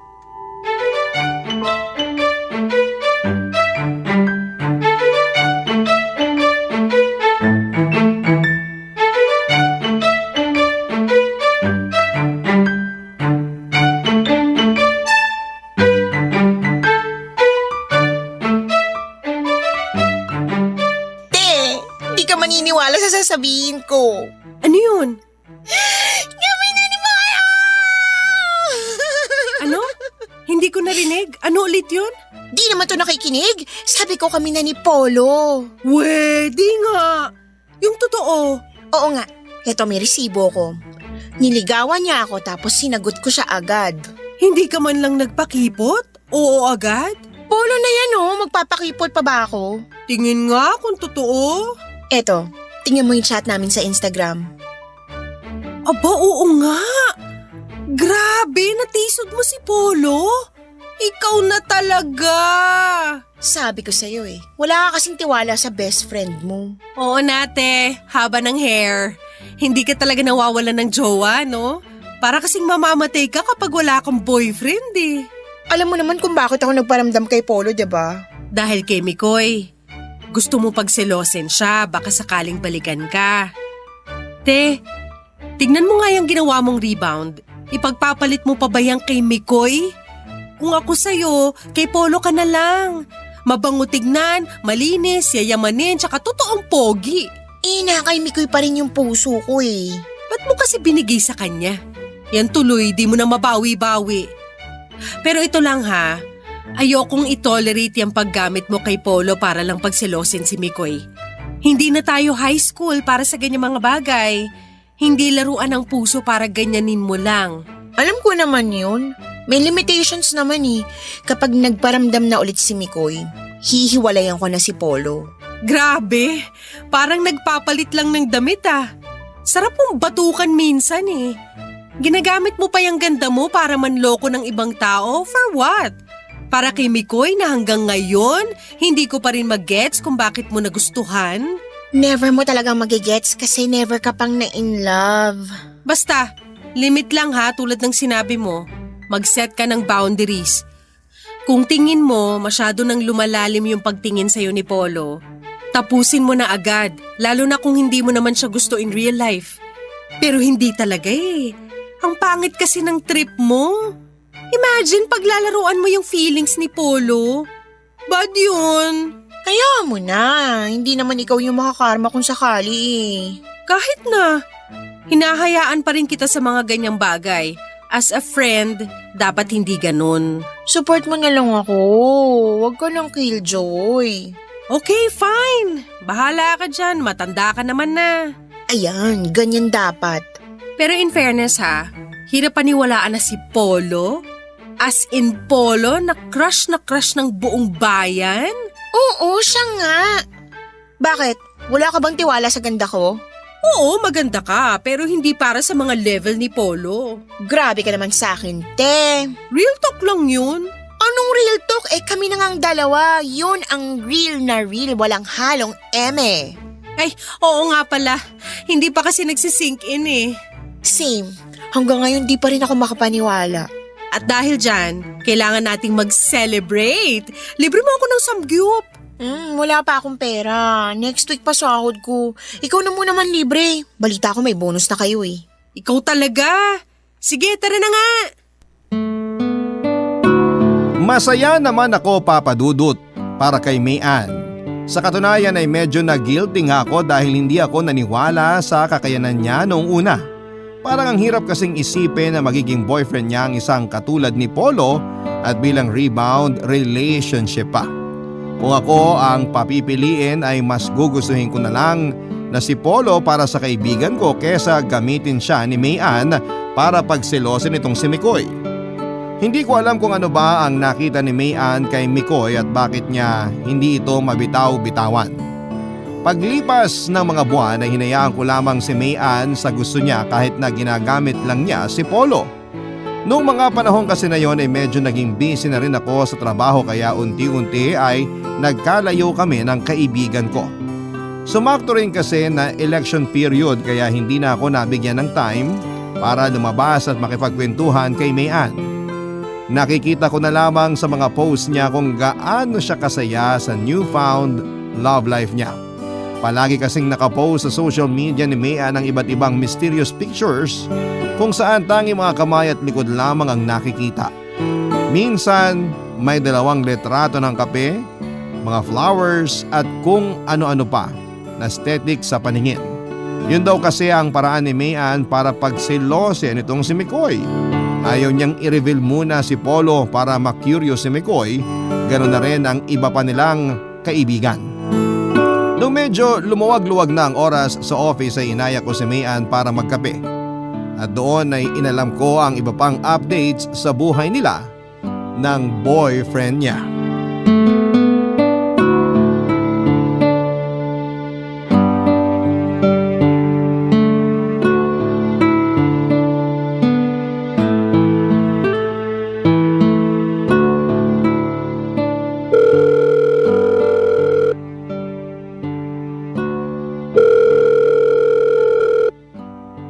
Hello? Anong balita? Busy pa rin sa love life? Alam mo na, living my life. Nakita ko nga yung story mo dun sa bulaklak na pinadala ni Polo. Ang sweet ng jowa mo Siyempre, marunong akong pumili eh. kumusta naman yung isa? Nagparamdam na ba?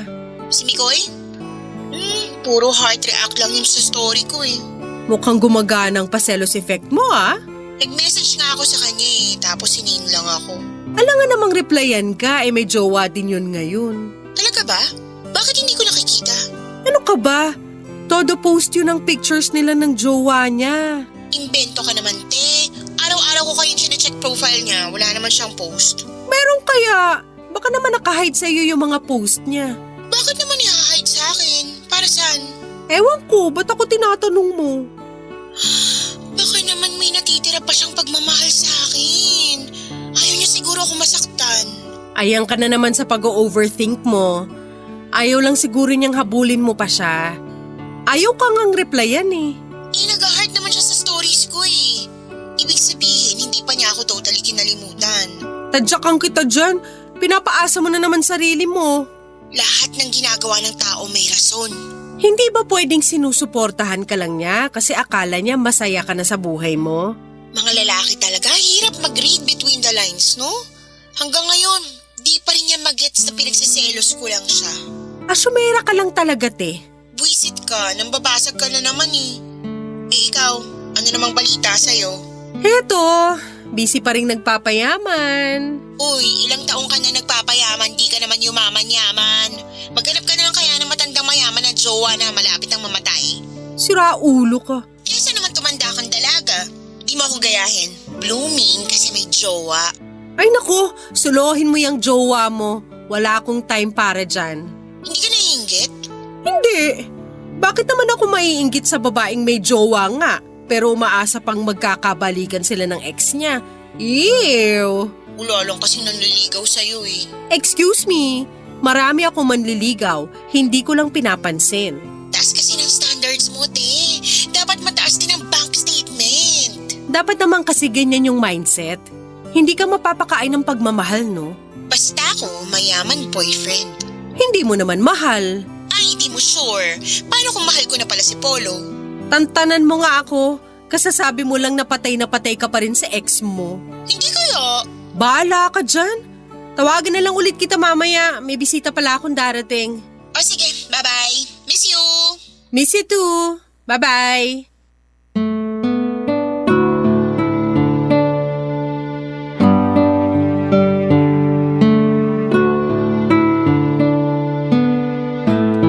Papadudot lumipas ang mga buwan, ay nagsimula akong maging skeptic sa totoong mga sinasabi sa akin ng kaibigan kong si Mayan sa pakikipagrelasyon niya kay Polo.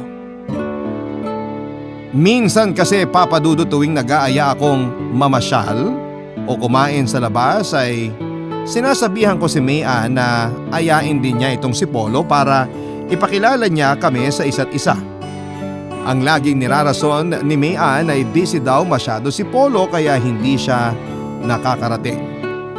Napansin ko rin na never pa siyang nag-post ng pictures nila ni Polo sa social media na magkasama sila. Minsan ay puro solo picture lang ito ng lalaki. Ayoko sanang magtunog bitter noon pero dahil sa curiosity ay tinanong ko itong si Mayan kung kumusta na si Polo. Ay naman sa kanya ay going strong pa rin daw sila sa kanilang relasyon. Gusto lamang daw kasi ni Polo ng private relationship kaya hindi niya masyadong ipinopost ang pictures nila ni Polo lalo't tatakbo sa eleksyon ng tito niya at baka madamay pa ito kapag siniraan sila. Para matapos na ang lahat ay dinare ko si Mayan na tawagan niya on the spot si Polo. Kaso habang tinatawagan ng binata ay bigla namang na-empty ang battery ni Mayan kaya hindi ito natuloy. Sa huli papadudot ay binigyan ko ng benefit of the doubt itong si Mayan. After all ay never pa naman siyang nagsinungaling sa akin. Hindi rin kasi kapani-paniwala kung mag-iimbento siya ng kwento para lamang sa ex niya dahil kaya naman niyang makahanap ng boyfriend na walang kahirap-hirap bilang maganda rin naman itong si Mayan. Kaso nga lang papadudot. Sa sumunod na buwan ay nalaman ko na lamang ang katotohanan. Nang minsang magkita kami ni Polo sa isang event, papadudot. Barangay Love Stories. Barangay Love Stories. Sa maniwala kayo't sa hindi, papadudot ay 4 months na noon sina Mayan at Polo pero ni isang beses ay never ko pang na-meet si Polo. Maging ibang kaibigan namin tuwing tinatanong ko sila kung naipakilala na ba ni Mayan si Polo sa kanila ay hindi pa raw nila nakikita ang anino nito. Pero kahit ganoon ay support pa rin naman ako sa kaibigan ko at sinosolo ko na lamang ang nararamdaman kong paghihinala. Wala rin naman ako sa lugar para makialam sa buhay niya dahil kaibigan ko lamang siya. Hanggang sa biglang nagkaroon ng event sa lugar namin, event po yun ng office namin. Parang celebration after ng mahabang election period at isa ko sa mga naging coordinator, papadudot. Mga sikat at alta ang dumalo sa nasabing event. Dahil mula sa pamilya ng mga politiko si Polo ay hindi na ako nagulat nang nakita ko siya doon. Natuwa ako nung finally ay may chance na akong ma-meet ang boyfriend ng best friend ko. Nung hindi na masyadong busy ang mga ito ay agad ko silang nilapitan para kausapin. Ako na lamang ang nagpakilala sa sarili ko, papadudot, dahil mukhang ayaw namang gawin yon ni Mayan. Pero noong nagkausap na kami ni Polo ay nagulat na lamang ako sa mga nalaman ko.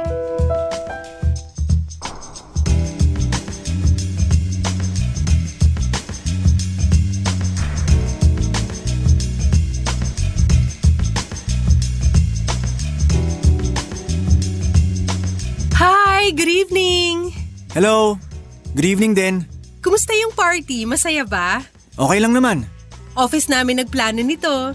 Talaga? Enjoy naman. Hindi nga lang ako mahilig sa gantong type ng party. Anyway, magkakilala ba tayo? Ah, I'm sorry. Ako pala si Jeannie. Polo, nagkita na ba tayo somewhere? Hindi pa. First time lang tayo nagkita pero baka nabanggit na ako sa'yo ng girlfriend mo. Girlfriend? Si Mayan? Sinong Mayan? Sorry napagkamalan mo lang ata ako. Wala akong girlfriend. Wala kang girlfriend? The last time I checked, wala akong girlfriend. Single ako. Baka naman mistaken identity lang. Hindi Ikaw talaga yung sinasabing boyfriend ng best friend ko. Ito yung picture niya. Teka lang wait lang. Ito siya si Mayan. Sorry pero hindi ko talaga siya kilala. Ganun ba? Ang weird. Baka naman pinaprank ka lang ng kaibigan mo. Hindi niya ako pinaprank. Nagpadala ka nga ng flowers sa kanya Trust me, wala talaga akong girlfriend. 2 years na akong single. So, hindi talaga totoo yung mga pinagsasasabi sa akin ni Mayan? I think so. Kasi una sa lahat, wala akong girlfriend. Pangalawa, wala akong kilalang Mayan. Oh my gosh! I'm so sorry. Nakakahiya. Okay lang yon. Baka bad joke lang. Pero ayoko ng ganun Yung ginagamit yung pangalan ko para manloko. Sorry talaga. Huwag ka mag-alala pagsasabihan ko yung babaeng yun. Makakatikim talaga siya sa akin. Sandali lang, just to clear things up. Ipinagkakalat ba niya na ako yung boyfriend? Hindi. Sa akin lang niya sinasabi. Baka nga bad joke lang. Okay, mabuti na yung malinaw. Pasensya ka na talaga. No worries. Wag mo na lang ipagsabi yung nangyari Sorry talaga. Don't worry. Alis na ako.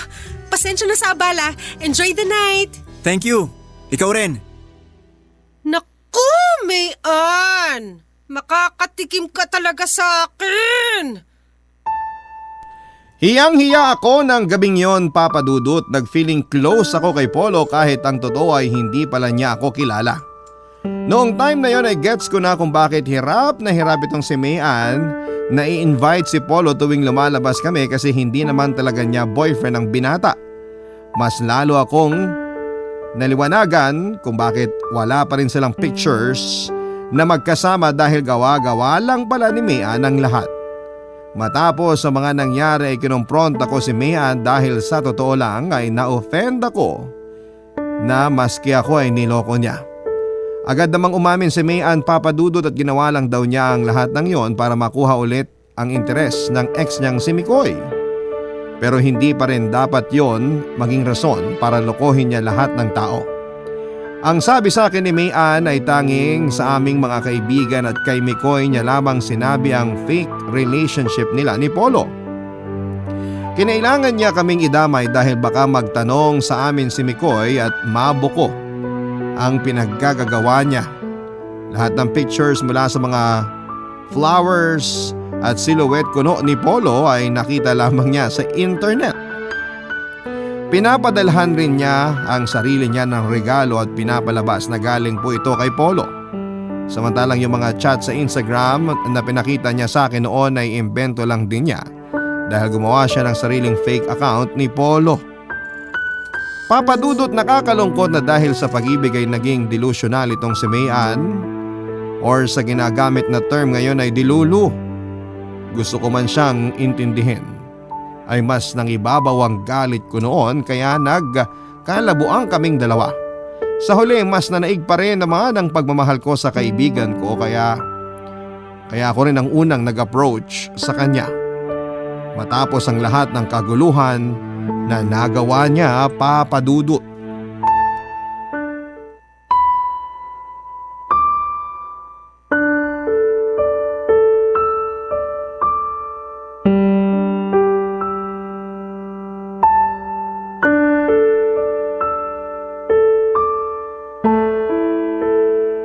Zini!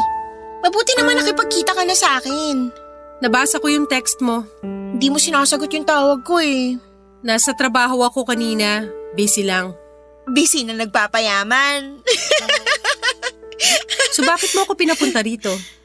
Galit ka pa rin ba? Sorry na. Alam kong mali yung ginawa ko. Sobrang mali talaga. Ang mali ko lang din, pinayagan kita sa kagagahan mo. Dapat nung una palang pinigilan na kita. Sorry kung nadamay ka pa. Kung alam mo lang kung gaanong kahihiyan yung inabot ko that time na magkausap kami ni Polo. Kung hindi lang kita kaibigan, sasabunutan talaga kita sa sobrang inis ko eh. Sorry talaga. Mapapatawad mo ba ako sa nagawa ko? Alam mo namang hindi kita matitiis eh. Nag-iisa ka ba namang best friend ko? Thank you, Jeannie. Ang bait mo talaga. So, na-realize mo na ba na hindi maganda yung ginawa mo? Oo, alam ko. Tapos wala ka rin naman palang napala. Alam mo, Mayan, hindi naman kasi yan pabilisan o paramihan ng lalaki eh. Isang tao lang ang nakatadhana sa atin. Take note sa tadhana, it means darating din yan kapag oras nyo nang magkita. Kaya kapag tapos ka na sa isang lalaki, huwag mo nang habulin, huwag mo nang pilitin, lalong-lalo nang huwag kang manloko ng tao para lang makuha pagbalik yung gusto mo. Oo na nga. Kaya nga ako nagsusorry. Hindi. Kailangan ko kasing ipaintindi sa'yo para hindi mo na uulitin. Hindi na talaga mauulit, promise. Dapat lang. Irespeto mo naman yung sarili mo. Alam ko makabagong panahon na. Okay lang na babae na ang mag-first move or what, pero babae pa rin tayo. Tayo dapat yung nililigawan, yung sinusuyo, yung inaalagaan. Hindi pa rin dapat mawala yun. Huwag ka magpakababa para lang sa lalaki. Na-in love lang naman kasi ako eh. Alam ko, pero kung ayaw na nung tao, wala tayong ibang magagawa kundi tanggapin yung desisyon niya. Kaya please lang, pakawala mo na yung mikoy na yun. Balang araw, matatanggap ko rin yung totoo. Blina ko na siya. Mabuti yan. Siyang dahilan ng lahat eh. Anong siya? Si Raulo, ikaw ang dahilan ng lahat. Kasalanan ko bang napamahal ako ng sobra? Hindi naman, pero iba-iba kasi yung pagbigay at pagtanggap ng mga tao sa love eh. Kung para sa'yo gusto mo magmahal ng sobra-sobra, baka para sa kanya hindi. Ayaw niya sa sobra, edi wag. Kaya nga kayo naghiwalay, di ba? Part kasi ng acceptance ay yung pag-accept mo rin sa dahilan kung bakit ka iniwan. Yun yung mga bagay na kailangan mong i-improve. Maganda ka naman kasi. Ewan ko kung bakit ka nagmamadaling magka-boyfriend. Hindi ka naman mauubusan yan eh. Ang hirap kasing maging single eh. Di tulad mo, sanay ka na. Gusto mo ng bardagulan. O hindi, biro lang. Namiss kasi kita eh. Ako rin. Tagal nating hindi nag-usap. Sorry talaga sa lahat-lahat ah. Wala na yun. Matuto ka na lang sa mga pagkakamali mo.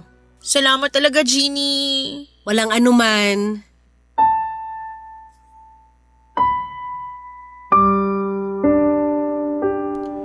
Papadudot na nga ako naman si Mayan na hindi na niya uulitin ang nagawa niyang kasalanan.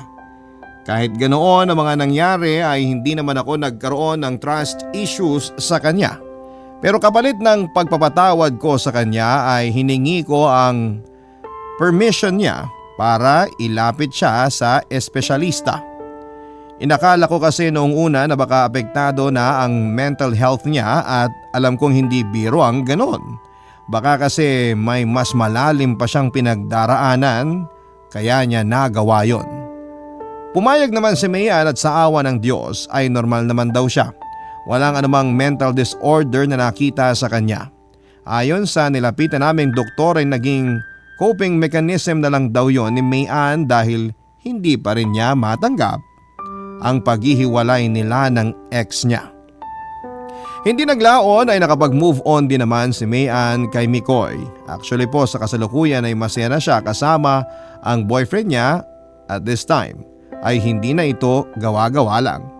Going strong na silang dalawa at ako ang makapagpapatunay nito. Samantala patuloy naman ako sa pagsuporta at pag-aalaga sa best friend ko. Nangako ako sa kanya na through thick and thin ay lagi akong nasa tabi niya. Papadudot ngayon ay unti-unti ko nang naaabot ang mga pangarap ko. Unti-unti ko na ring binubuksan ang puso ko sa mga lalaking gustong manligaw sa akin. Single pa rin ako papadudot dahil may standard akong sinusunod. Pero umaasa ako na someday ay mararanasan ko na rin ang pagiging magical ng love na tinutukoy nila. Sa ngayon ay naghihintay na lamang ako ng kakatok sa puso ko. Malay niyo po love story ko naman ang susunod na ipapadala ko sa inyo papadudot. Anyway, magpapaalam na po ako sa inyo. Muli magandang tanghali sa inyong lahat at maraming salamat po sa pagbasa ng aking liham. Ako ang inyong kabarangay at kapuso forever, Jeannie. Nagustuhan ng iyong napakinggan? Ituloy yan via live stream sa www.gmanetwork.com/radio. Barangay LS 97.1 Forever!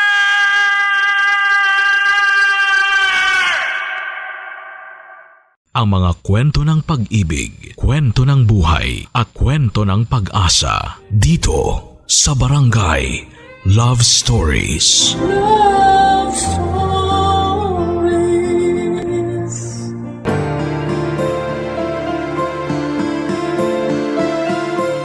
Kapag para sa atin ang isang bagay ay ibinibigay yon ng kapalaran. Ngunit kailangan pa rin natin itong lakipan ng pagpupursige at kasipagan. Ikaw kabarangay, anong bagay ang gusto mong makamit sa buhay? Dear Papa Dudut, mahalaga para sa isang tao ang magkaroon ng pangarap pero mas importante yung merong isa o dalawang tao na naniniwala na matutupad natin ang pangarap na yon. Bilang Pilipino, kilala tayo sa pagbubuklod ng ating pamilya. Kaya nga inaasahan natin na ang unang suportang matatanggap natin ay magmumula sa ating tahanan at sa mga miyembro nito. Habang bata pa, hinuhubog ng mga magulang ang kanilang mga anak para magkaroon ng matibay na pundasyon na gagamitin nila sa pag-abot ng mga bagay na gusto nilang makamit. Kalakip noon yung walang maliw na pag-ibig, pagtanggap at pag-unawa ng mga magulang. Dahil hindi naman perpekto ang isang anak. Ngunit paano kung walang nanay at tatay sa isang sambahayan? Diyan ko po ibibida ang aking mapagmahal na Lola Celia. Good day po sa inyo Papa Dudut at sa mga katulad kong avid listener ng Barangay Love Stories. Ako po si Winston pero mas kilala ako sa nickname na Tonton. Yun po kasi ang tawag sa akin ng Lola Celia ko. 30 years old na po ako ngayon at lumaki ako sa Pateros pero kasalukuyang nasa Baguio City at nagtatrabaho bilang occupational therapist. Matagal na po akong nakikinig sa inyong programa at naisipan kong sumulat sa inyong istasyon para magbahagi ng kwento ng buhay ko na sana ay kapulutan ng aral at inspirasyon ng mga kapuso nating tulad ko ay minsang nangarap din. Meron po akong nakakatandang kapatid si Ate Amelie na 2 taon ang lamang sa akin. Maaga po kaming naulila ng magkasunod na pumanaw ang mga magulang namin dahil sa sakit na cancer. Simula noon ay kinupkup na kami ni Lola Celia namin na nanay ng aming tatay. Bale sa bahay nila kami sa Pateros tumira pero sa Pampanga talaga kami pinanganak at nagkaisip ng ate ko. Bata pa po ako noon, nasa 8 taon at si Lola na talaga ang tumayong guardian namin. Hindi po kami mayaman, Papa Dudut, sa katunayan na isalat kami sa maraming bagay. Pero dahil masipag at madiskarte si Lola, hindi naman kami sumasala sa pagkain. Bale, nagtitinda po ng peanut butter ang lola ko, reseller siya nung una hanggang sa natutunan na niyang gumawa ng sarili niyang bersyon.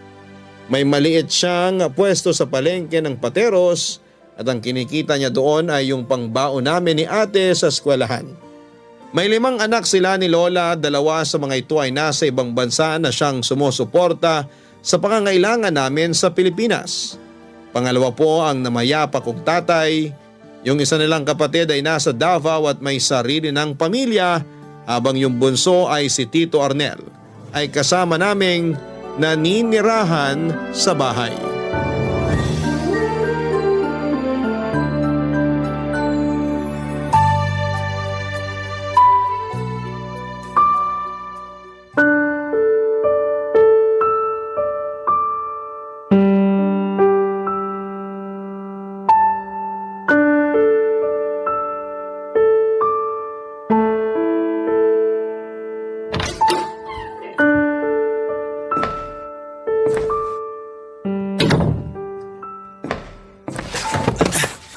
Aray ko, lintik namang sahig. Tito Arnel, tulungan ko na po kayong tumayo. Bitiwan mo nga ako. Di ko kailangan ng tulong mo. Ano bang ingay yan na kanina ko pa naririnig? Hay! Arnel, nak! Ano bang ginagawa mo dyan sa sahig? Tumayo ka nga dyan. Huwag mong halikan yung sahig. Eh sinong hahalikan ko? Kayo? Aray, Loko kang bata ka, ha? nay naman eh. Bakit ba kayo nang babatok? Tinatanong mo pa talaga, puro kabulastugan niyang sinasabi mo. Teka, amoy alak ka. Oo nga, amoy alak ka. Aray, sumusobra na kayo, nay, ha? Tito Arnel, wag niyo na pong patulan si Lola. Oh, edi sige, ikaw na lang. Tantan! Bakit mo tinulak yung pamangkin mo, Arnel? Masyado kasing pakialamero yung apo nyo. Kanina pa yan. Naalibad-bara na ako sa presensya niya. Ayos ka lang ba, Apo? May masakit ba sa'yo? Ay nuko, pag napilayan si Tonton, malilintikan ka talaga sa akin, Arnel. Sus! Para tinulak lang, akala mo naman binalihan ko na ng buto. Totohanin ko na kaya? Balihan ko na kaya yung pinakamamahal niyong apo? Subukan mo, siraulo ka. Ano, Ton?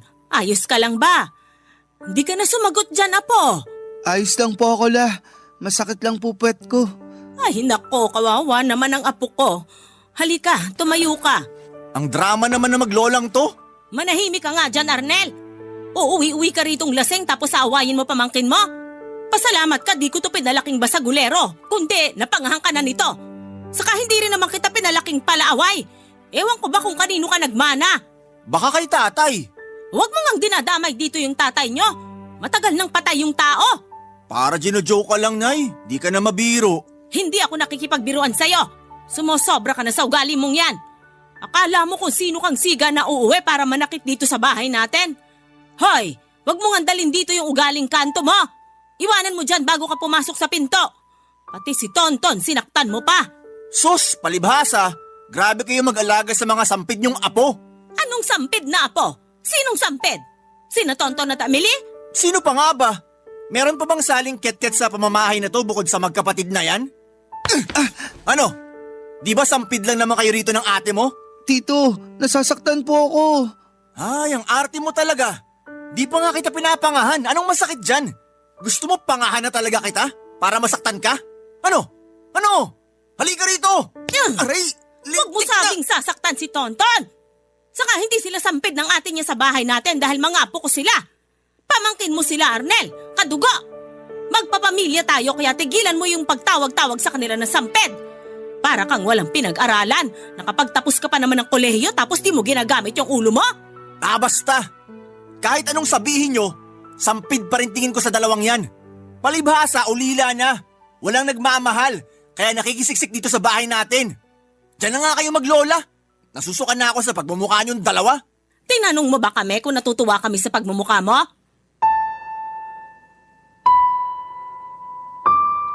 Wala pa pong asawa si Tito Arnel sa edad na 28 ng mga panahong yon. Masasabi ko po na siya yung pinaka hindi ko paborito sa mga tsuhin ko dahil sa ugali niyang mabisyo sa alak at sugal. Bukod doon ay lagi pa siyang bastos at sinasagot ng pabalang si Lola. Bagay na madalas magpakulo ng dugo ko bilang Lola's boy. May pagkamadugas din po si Tito o Papa Dudut. Kinukupitan niya rin ng pera si Lola kapag wala na siyang madukot sa bulsa niya. Kahit mga kapatid ni Tito ay sumuko na sa tigas ng ulo niya. Tanging si Lola lamang yung nagtsatsaga sa ugali niya dahil anak pa rin naman daw niya ito, Papa Dudut. Simula nung lumipat kami sa bahay nila ay walang araw na hindi pinamukha sa amin ni Tito Arnel. Nasampid lang kami sa kanilang pamilya. Napalamunin daw kami at kung ano-ano pang mga masasakit na salita ang lagi niyang sinasabi sa amin ng ate ko, Papa Dudut. Lagi rin niya akong kinukutusan nung bata ako. Inuutos-utusan at nilalait ang pagiging lampa at patpatin ko. Tinatawag naman niyang pangit si Ate Emily kaya pareho po kaming yamot sa kanya. Para siyang kulang sa pansin pero sa kabila ng lahat ay hindi namin siya binastos. Kahit kami yung mas bata, kami po ng ate ko ang umunawa. Pero aaminin ko po na malaki ang naging epekto ng mga panlalait at pangmamaliit sa akin noon ni Tito Arnel. Papa Dudut, lalo na tungkol sa pangarap ko at pag-aaral. Hindi naman kasi ako pinanganak na matalino. Hindi rin naman ako mahina sa klase. Pero kumpara sa mga kamag-aral kong magaling na talaga, ako ay kailangan ko pang mag-aral ng husto para umabot man lang sa level nila. At hindi po nakakatulong ang pagde-discourage sa akin ng tiyuhin ko. Sabayan pa ng pressure at pagod sa pag-aaral. Mabuti na lamang at nandyan ang lola ko, Papa Dudut.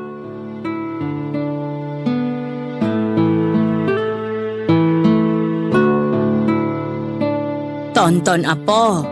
Napansin ko na parang konti lang kinain mo kanina. Hindi mo ba gusto ulam natin? Gusto po, La. Paborito ko po yun. Garlic longganisa. Oh, bakit nga konti lang ang kinain mo? Tanda ko sabi mo gutom ka nung pag-uwi mo galing eskwelahan nyo. Dami nyo kamong ginawa, may mga test pa. Opo, pero... Ay... Nahihiya na po kasi ako sa inyo, La. Ha?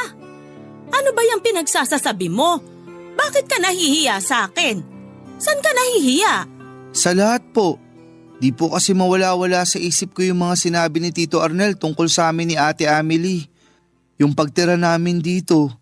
Yung pagiging sampid namin. Hindi kayo sampid ng ate mo. Pareho ko kayong apo, pareho ko kayong mahal. Alam naman po namin yun, La. Mahal din po namin kayo. Kaso, totoo naman po yung mga sinasabi ni Tito tungkol sa amin.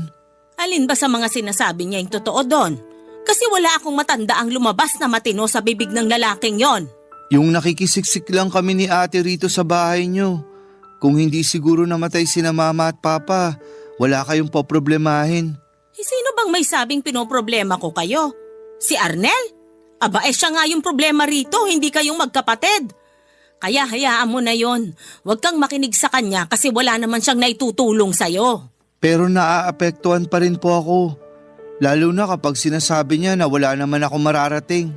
Nakalokohan lang yung pag-aaral ko kasi magiging katulad lang din daw niya ako. Alin? Yung tambay tapos basagulero? Abay gagaya ka pa niya sa kanya ang layo ng ugali niyo sa isa't isa. Hay, sandali nga. Huwag mong sabihin sa akin na naniniwala ka sa kanya, apo. Sorry, La. Okay lang yon, hayaan mo na. Pero lagi mong isipin na magkaibang tao kayo ng tiyuhin mo. Ay, ginawa ko na naman ang lahat para patinuin siya. Pinagsabihan ko, pinag-aral, inalagaan, pero ewan, nasa talampakan yata ang utak ng anak kong yon. Kahit mga ate at kuya niya naiinis sa kanya. Di ko lang mapalayas kasi kawawa naman, baka matulog sa ilalim ng tulay. Ayun na nga, magkaibang tao kayo. Kaya gusto kong pagtuunan mo ng pansin yung pag-aaral mo. Magtapos ka ng kolehiyo para matupad mo yung pangarap mo. Sa palagay niyo, La, kaya ko? Kaya ko kayang makuha yung degree ko? Oo naman. Nakikita ko yung pagsisikap mo kaya bakit mo naman natanong ang bagay na yan? Dami po kasing matatalino sa klase namin. Ako sakto lang. Kaya nga nag-aaral ako ng mabuti para di naman ako kulelat sa klase. Sinong may sabi na di ka matalino? Matalino kayo ng Ate Amelie mo. Kaya wag mong pagsasalitaan ng ganyan ng sarili mo. Oo, may mga pagkakataon na kailangan mong doblehin yung sikap at pagod sa pag-aaral. Pero lahat ng yon, magbubunga naman ang matamis na tagumpay kapag nakapagtapos na kayo. Ay, parang pagnenegosyo lang ang pag-aaral, apo. Namumuhunan ka at hindi pare-pareho yung halaga ng pamumuhunan ng isang tao. May mas malaki, may mas maliit na kapital. Hindi ibig sabihin na maliit yung puhunan mo, hindi ka naaasenso. Kahit yung malalaki nga pag nagpabaya may tsansa pa ring malugi. Kaya importante yung pagsisikap, pagsisipag at pagpapatuloy sa ginagawa nyo kahit na tingin mo mahirap at nakakapagod na. Natutupad ang mga pangarap. At yung pangarap mo, matutupad mo, apo, kasi naniniwala ang lola sa'yo. Ay, La, salamat po ah. Salamat saan? Sa lahat-lahat. Kasi kapag kayo na yung nagsalita, tagus-tagusan sa buto. Lakas ng impact. Impact ka dyan. Hay, basta, sa akin ka lang makikinig. Huwag dun sa anak kong ewan ko na lang talaga kung kanino nagmana. Naiintindihan mo ba ako, Apo? Opo La, naiintindihan ko po kayo. O siya, mabuti kung ganon. Pero di ka ba talaga nagugutom? Kumain ka kaya uli doon, may kanin pa. Yung totoo, nagugutom pa po ako. Yan na nga ba ang sinasabi ko? Tara sa kusina. Kwentuhan mo pa ako tungkol sa eskwelahan nyo. Malumanay magsalita. Maunawain, mapagmahal at maganda po ang Lola Celia ko, Papa Dudut. Bukod doon ay malaki po ang tiwala niya sa amin na matutupad namin ni ate ang mga pangarap namin sa buhay. Siya po yung uri ng tao na walang masamang damo. Hindi siya mapagtanim ng galit, matyaga at madiskarte din siya. Gusto niyang manahin ko yung mga katangian niyang yun para kahit na anong pagsubok ang ibato ng buhay sa amin ay mapagtatagumpayan namin yon. Pero mahina po talaga ang loob ko, Papa Dudut. Mahiyain ako, tahimik at hindi pala kaibigan. Kaya nga malaking dagok ang mga katangian kong yon noong nag-aaral pa lamang ako. Sabi ng lola ko ay natutupad ang mga pangarap. Kaya nga ginapang niya ang pag-aaral ko sa kolehiyo para matupad ko ang pagiging occupational therapist. Siyempre kinukumbinsa rin niya ang mga anak niyang may kakayahang tumulong na suportahan kami dahil sino-sino pa raw ba ang magtutulungan kundi ang pamilya rin naman. Kaya nga kahit mahirap ay nilaban ko po na makapagtapos ng may karangalan sa high school para makapasok sa universidad na pangarap kong pagtungtong ko sa kolehiyo. Sinabi ko sa sarili ko kay Lola at sa harap ng puntod ng mga magulang ko na balang araw ay ikakarangal nila ako, Papa Dudut. Barangay Love Stories. Barangay Love Stories. Hindi pa rin po naging madali ang buhay namin lalo na noong dumalang ang pagpapadala ng pera ng mga anak ni Lola na nasa abroad. Nagkaroon kasi sila ng financial problem tapos yung isa kong tito ay naaksidente pa sa pinagtatrabahuhan niyang pabrika at naputulan ng binte. Akala nga namin ay mawawala na siya sa amin, Papa Dudut. Pero buti na lamang at niligtas pa rin siya ng Diyos. Kaya lang ay kinailangan niyang bumalik sa Pilipinas dahil hindi na rin naman siya makakapagtrabaho. Yun po yung dahilan kung bakit naapektuhan ng husto yung pag-aaral ko. Hindi na po kasi nila kayang suportahan ang tuition fee ko.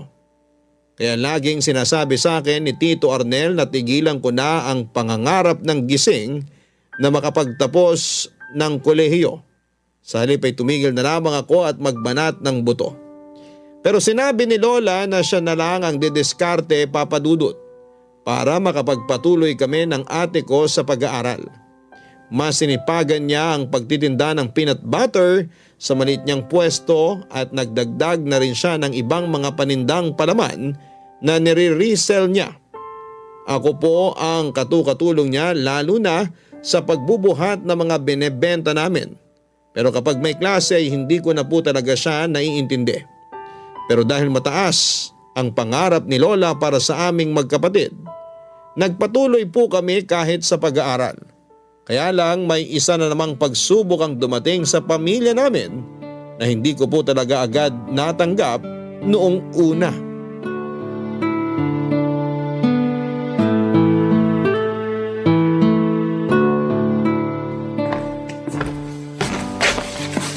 La, may sasabihin sana ako sa inyo. Tungkol saan ba yon, Apo? Natatakot naman ako sa'yo kasi parang ano yung sasabihin mo. Ay, upo ka muna, dali. La, sorry po ha. Kasi ano? sorry din, Ton. Ate, sabihin mo na kasi. Kinakabahan na kami ni Lola.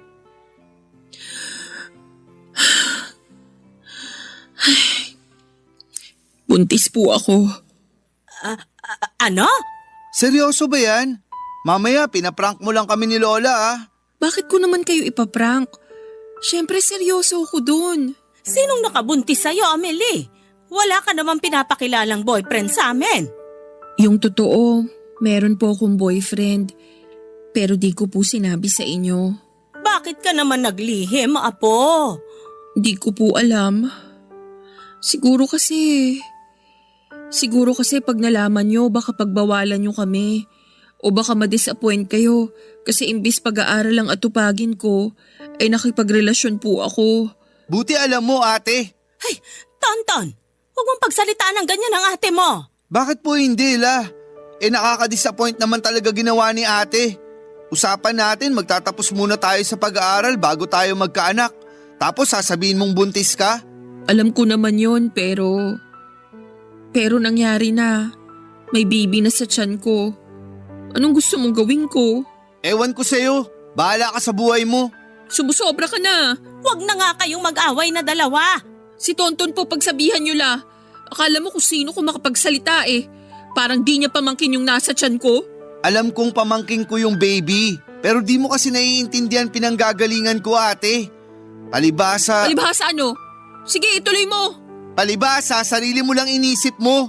Tonton, huwag ka munang magsalita dyan. Hindi makakatulong yung mga sinasabi mo sa ate mo eh. Amelie, Apo, ano nang plano mo? Paano na yung pag-aaral mo niyan? Titigil na po ako la. Ha? At bakit? Ayoko na pong mag-aral. Napapagod na po ako. Sabi sa akin ng boyfriend ko, pwede akong tumira sa bahay nila. Aalagaan nila ako doon. Sigurado ka na ba dyan sa gusto mong mangyari? Gaano ka katsak na tatratuhin ka nila ng maayos? Sigurado po ako. Nakilala ko na po ang magulang niya. Mabait sila sa akin la. Kaya sana payagan niyo na po ako. Sinayang mo lang pagpapaaral sa'yo ni Lola. Nagpapakapagod siya para lang mapagtapos tayo tapos ganyan ka. Kaya nga titigil na lang ako para hindi na mapagod pa si Lola. Diba lagi sinasabi sa atin ni Tito Arnel, napabigat tayo, napalamunin tayo, o ayan, aalis na ako. Hindi naman kita pinapaalis, Apo. Hindi kayo pabigat ni Tonton. Pamilya tayo. Pero gusto ko na pong bumuo ng sarili kong pamilya la. Sana maintindihan niyo yon. Sorry Ton kung dismayado ka sa akin. Pero yun talaga ang gusto kong mangyari. Sana respeto mo na lang. Paano ko irerespeto yung isang sinungaling na gaya mo? Tonton, tumahimik ka na nga. Hindi na magandang lumalabas sa bibig mo, Apo. Hey, at ikaw, Amelie, pag-isipan mo uli yung mga sinasabi mo. Mababaliw na ako sa inyo eh. Alam ko naman po na blessing ang mga baby pero hindi ko lang mapaniwalaan na naging mapusok ang ate ko kaya nabuntis siya ng maaga. Katulad ko ay nasa college pa lang din siya at hindi ko po mapigilang magalit sa kanya kasi hindi siya tumupad sa mga pangako namin noon na magtatapos kami ng pag-aaral at babawi pa sa lola namin bago kami mag-asawa at bumuo ng sariling pamilya. Hindi namin yon responsibilidad pero bahagi po yon ng pagtanaw namin ng utang na loob sa taong nag-aruga at nagpaaral sa amin, Papa Dudut. Kaya nga nagtampo ako ng husto kay Ate Amelie at mas nadagdagan lamang yon nang mag-decide siyang huminto sa pag-aaral para pagtuunan ng pansin ng pagbubuntis niya. Bukod doon ay pumayag din siyang makipag-live-in sa boyfriend niya at tatay ng magiging anak nila. Para sa akin ay tinakasan ni Ate Amelie yung responsibilidad niya sa pamilya namin at iniwan niya akong mag-isa, Papa Dudut. Dahil sa mga nangyari maraming nasabi sa aming magkakapatid ang mga kamag-anak namin, lalong-lalo na ang Tito Arnel ko. Kung ano-anong hindi magagandang salitang binitawan niya kay ate. Tinawag niya itong disgrasyada, walang utang na loob, pinag-aaral pero inunang magpabuntis at kung ano-ano pa. Naawa po ako sa ate ko pero wala akong ginawa para ipagtanggol siya kasi ako mismo ay may tampo sa kanya, Papa Dudut. Dahil sa pagsubok na yon, sa aming pamilya ay naapektuhan ng kalusugan ng lola namin. Kaya nagkasakit po ito ng madalas, Papa Dudut.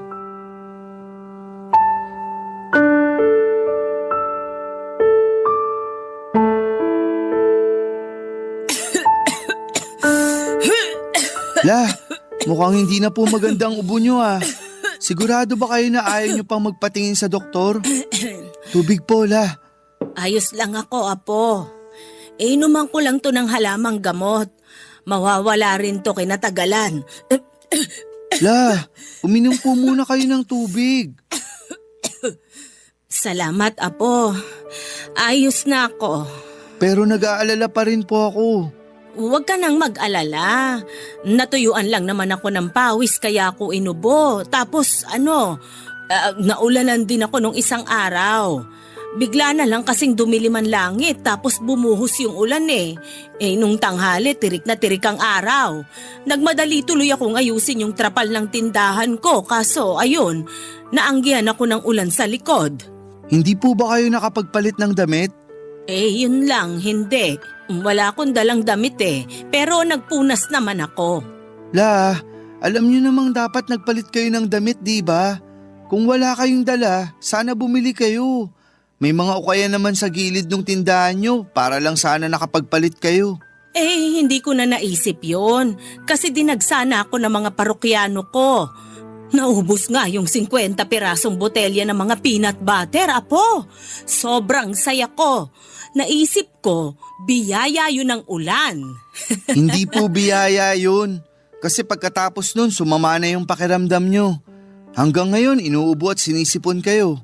Aanin nyo pa yung malaking kita kung kalusugan nyo naman ang kapalit. Pasensya ka na, Apo.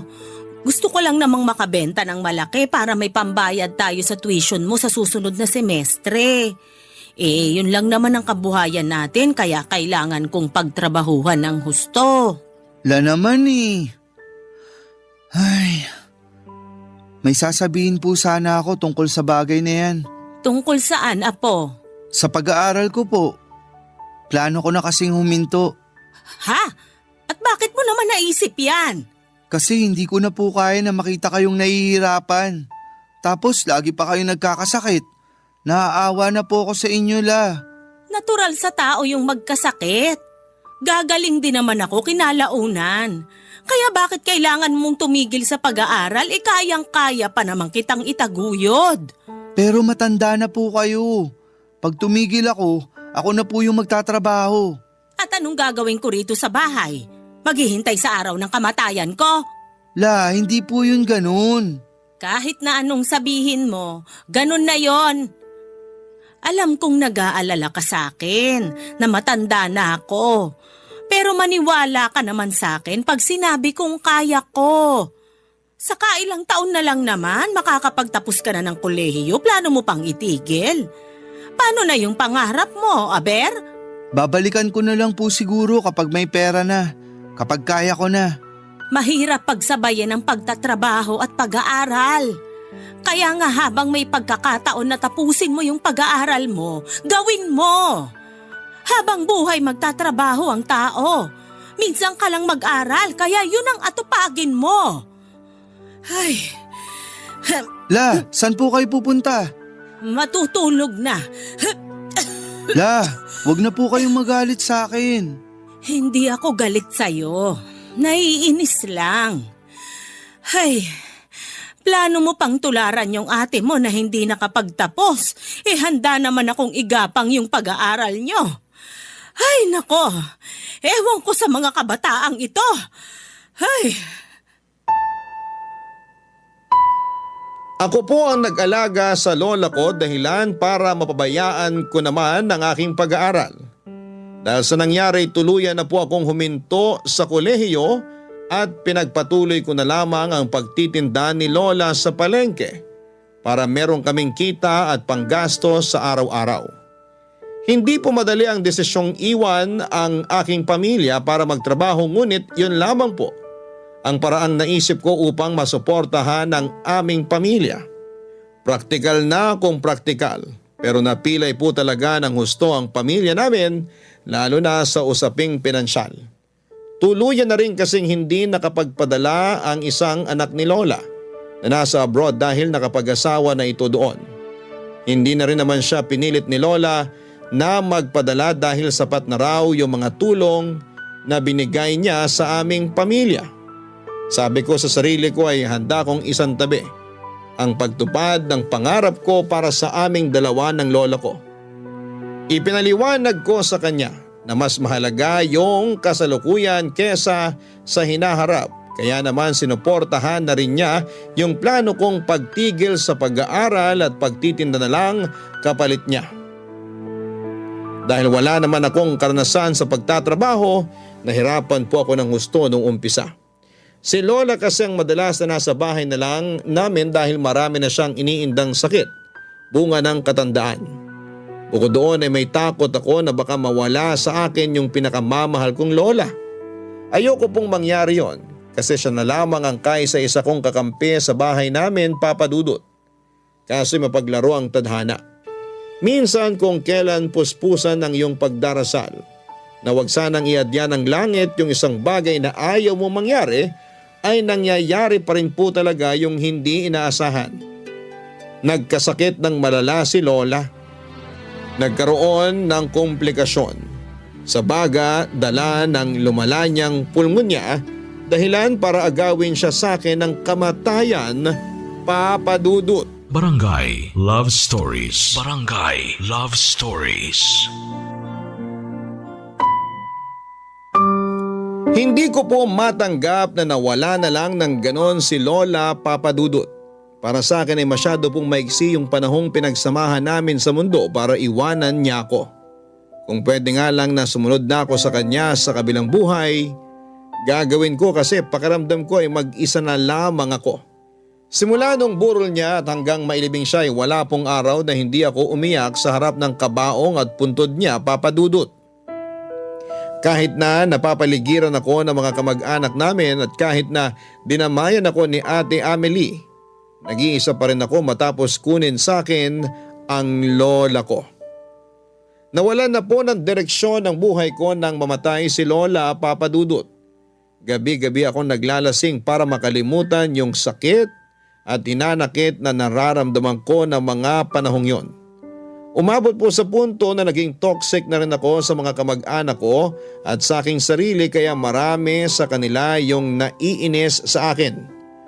Ako na lang din ang mag-isa sa bahay namin kasi si Tito Arnel ay kung saan-saang lupalop ng daigdig pumupunta. Pero wala naman po akong pakialam sa kanya at mas pabor nga sa akin kung hindi na siya bumalik sa bahay namin. Kaya lang ay isang gabi biglang nagpakitang demonyo dahilan para magkainitan kami at magpang-abot, Papa Dudut.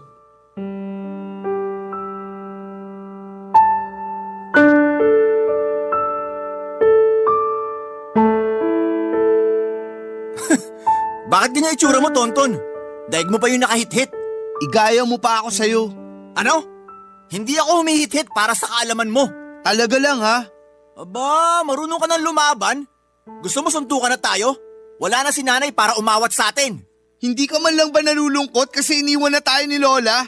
Kasi kung hindi, aba, anong klaseng anak ka? Bakit? Kapag nagluksa ako, umiyak-iyak katulad mo, babangon pa ba sa hukay nanay ko? Hindi na, di ba? Kaya aksaya lang ng panahon yon. Minsan iniisip ko kung tao ka pa o halimaw na. Sumusobra ka na ha? Ayus-ayusin mo salita mo, baka magdilim paningin ko, maupakan kita. Eh di gawin mo, hindi yung puro ka lang salita. O ano? Eh di natikman mo rin kamao ko. Yabang mo kasi. Akala mo siguro di kita gagantihan? Matagal na ako nagtitimpi sa'yo, siraulo ka. Pinadugo mo ilong ko, ungas ka! Kulang pa yan. Halika rito, paduduguin ko rin bunganga mo. Kasi kahit kailan, wala namang magandang bagay yung lumabas dyan. Ah, ganon? Baka bunga mo paputukin ko. Ginagawa, hindi sinasabi. Wag na wag mo akong inaangasan. Ano? Bumaon ka dyan, siraulo ka. Ipakita mo yung tapang mo. Oh, bakit umiiyak ang baby? Akala ko ba matigas na kamao mo? Marunong ka nga manuntok, di ba? Ang sama mo, Tito Arnel! Napaka-demonyo mo! Matagal na akong demonyo. Kaya dapat kilalanin mo sinong binabangga mo. Halika rito! Halika rito! Bitiwan mo ako, Tito! Titigan mo mga mata ko, Tonton. Sa susunod, huwag mo kong angasan kung di mo naman kayang pangatawanan yung kayabangan mo. Baka nakakalimutan mo. Tito mo ko. Nauna akong pinanganak sa'yo at mas matigas ka mo ako sa'yo. Tsaka matakot ka nga. Wala na si nanay. Wala na nga awat sa akin. Sakali lumpuhin kita ngayon. Simula ngayon, ako na masusunod sa pamamahay na to, ha? Naiintindihan mo ba? Sumagot ka! Tama na po, Tito. Nasasaktan na po ako. Masasaktan ka talaga kasi akala mo kung sino ka. Eh, buwisit ka lang naman sa buhay kung sampid ka!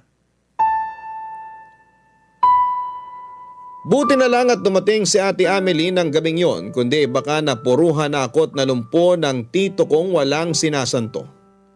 Alam ko po na matanda na ako pero hindi ko pa rin napigilan ang sarili kong humagulhol ng iyak at magsumbong sa ate ko dahil sa sinapit ko, Papa Dudut.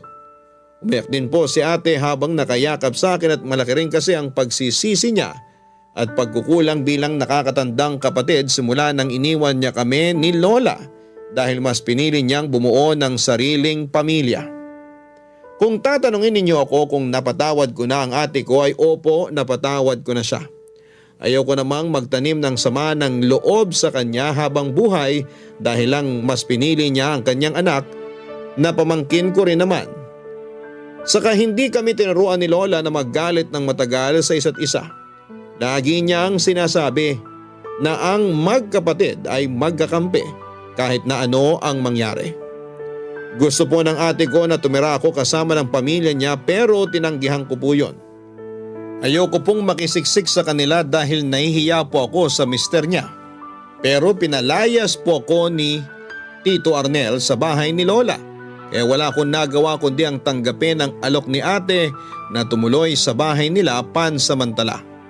Mabait naman ang asawa niya, Papa Dudut, at marami po siyang tinuro sa akin ng mga bagay na may kinalaman sa trabaho niya bilang salesman sa isang automotive shop.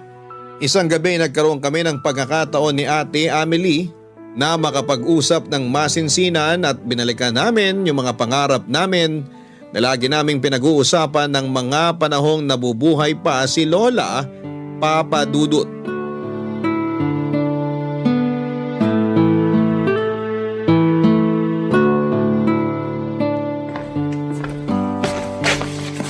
Bakit kising ka pa, Ton? Gabi na. Di lang ako makatulog, ate. Ikaw, bakit gising ka pa? Upo ka muna. Salamat. Nauuhaw kasi ako, kaya kumuha ako ng tubig sa kusina, tapos nakita kita rito. Ayos ka lang ba? May gumugulo ba sa isip mo?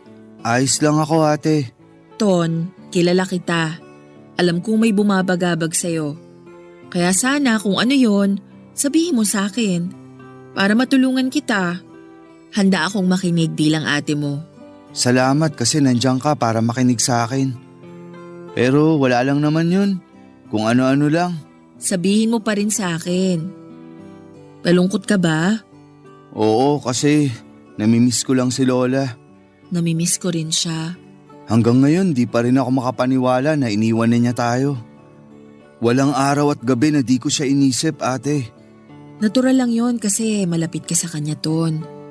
Siya na yung tumayong magulang natin simula nang iwan tayo ni na mama at papa. Ako rin. Nalulungkot pag naaalala kong wala na rin si Lola. Lalo na wala ko sa tabi niya noong mga panahong may sakit siya.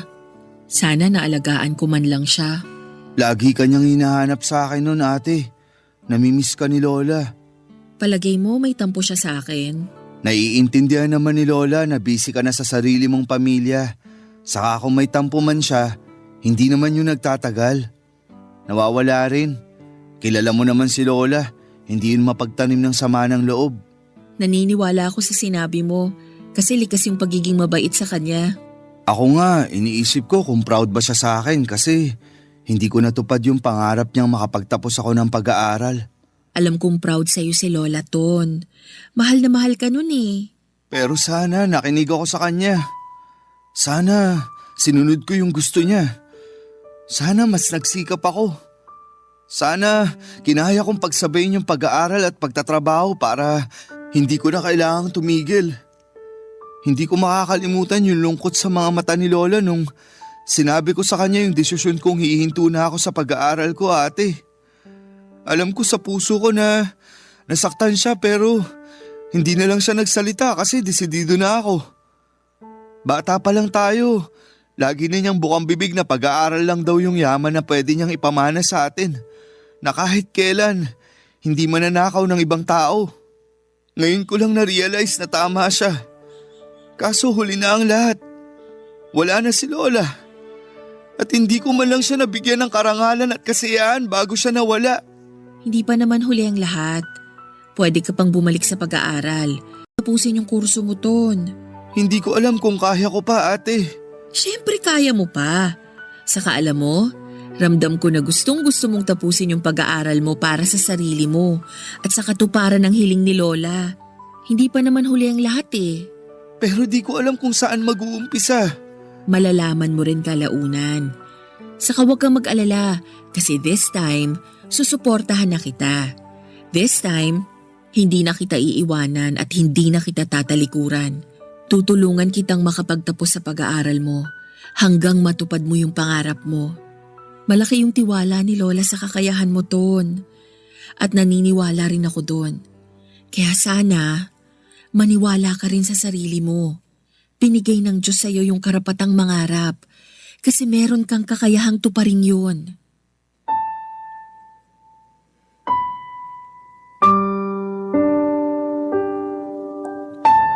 Tama si Ate Amelie Papadudut. Binigyan tayo ng Diyos ng karapatang mangarap dahil meron tayong kakayahang tuparin yon. Yun po ang isinasa isip at isinasa puso ko noong nagdesisyon akong bumalik sa pag-aaral upang tapusin ang kursong kinuha ko. Hindi po madali at napakahirap po kasi at pinagsabay ko ang pagtatrabaho at pag-aaral pero hindi po ako sumuko.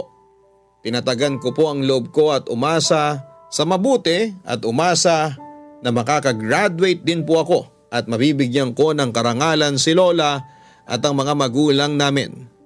Nagsikap ako at namanata at nagtiwala na kaya kong gawing totoo anuman ang aking mithiin sa buhay na ito kaya hindi nagtagal ay pinagkaloob sa akin ng langit ang katuparan ng mga hiling at pangarap ko.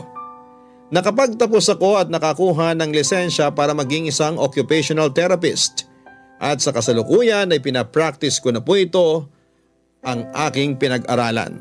Wala pong pagsidla ng kasiyahan ng puso ko, Papa Dudut. Proud na proud po ako sa sarili ko dahil alam kong nagsikap ako ng husto kaya deserve ko yung mabuting resulta ng pinaghirapan ko. Tama po si Lola. Matamis ang tagumpay na naghihintay kapag nalagpasan natin ang mga mapapait na pagsubok sa buhay natin. Kaya sana'y huwag tayong sumuko at huwag tayong mawala ng pag-asa. Hindi tuwid ang landas na ating tatahakin para matupad natin ang mga pangarap natin. Pero hindi ibig sabihin na hindi na tayo makakarating sa ating patutunguhan.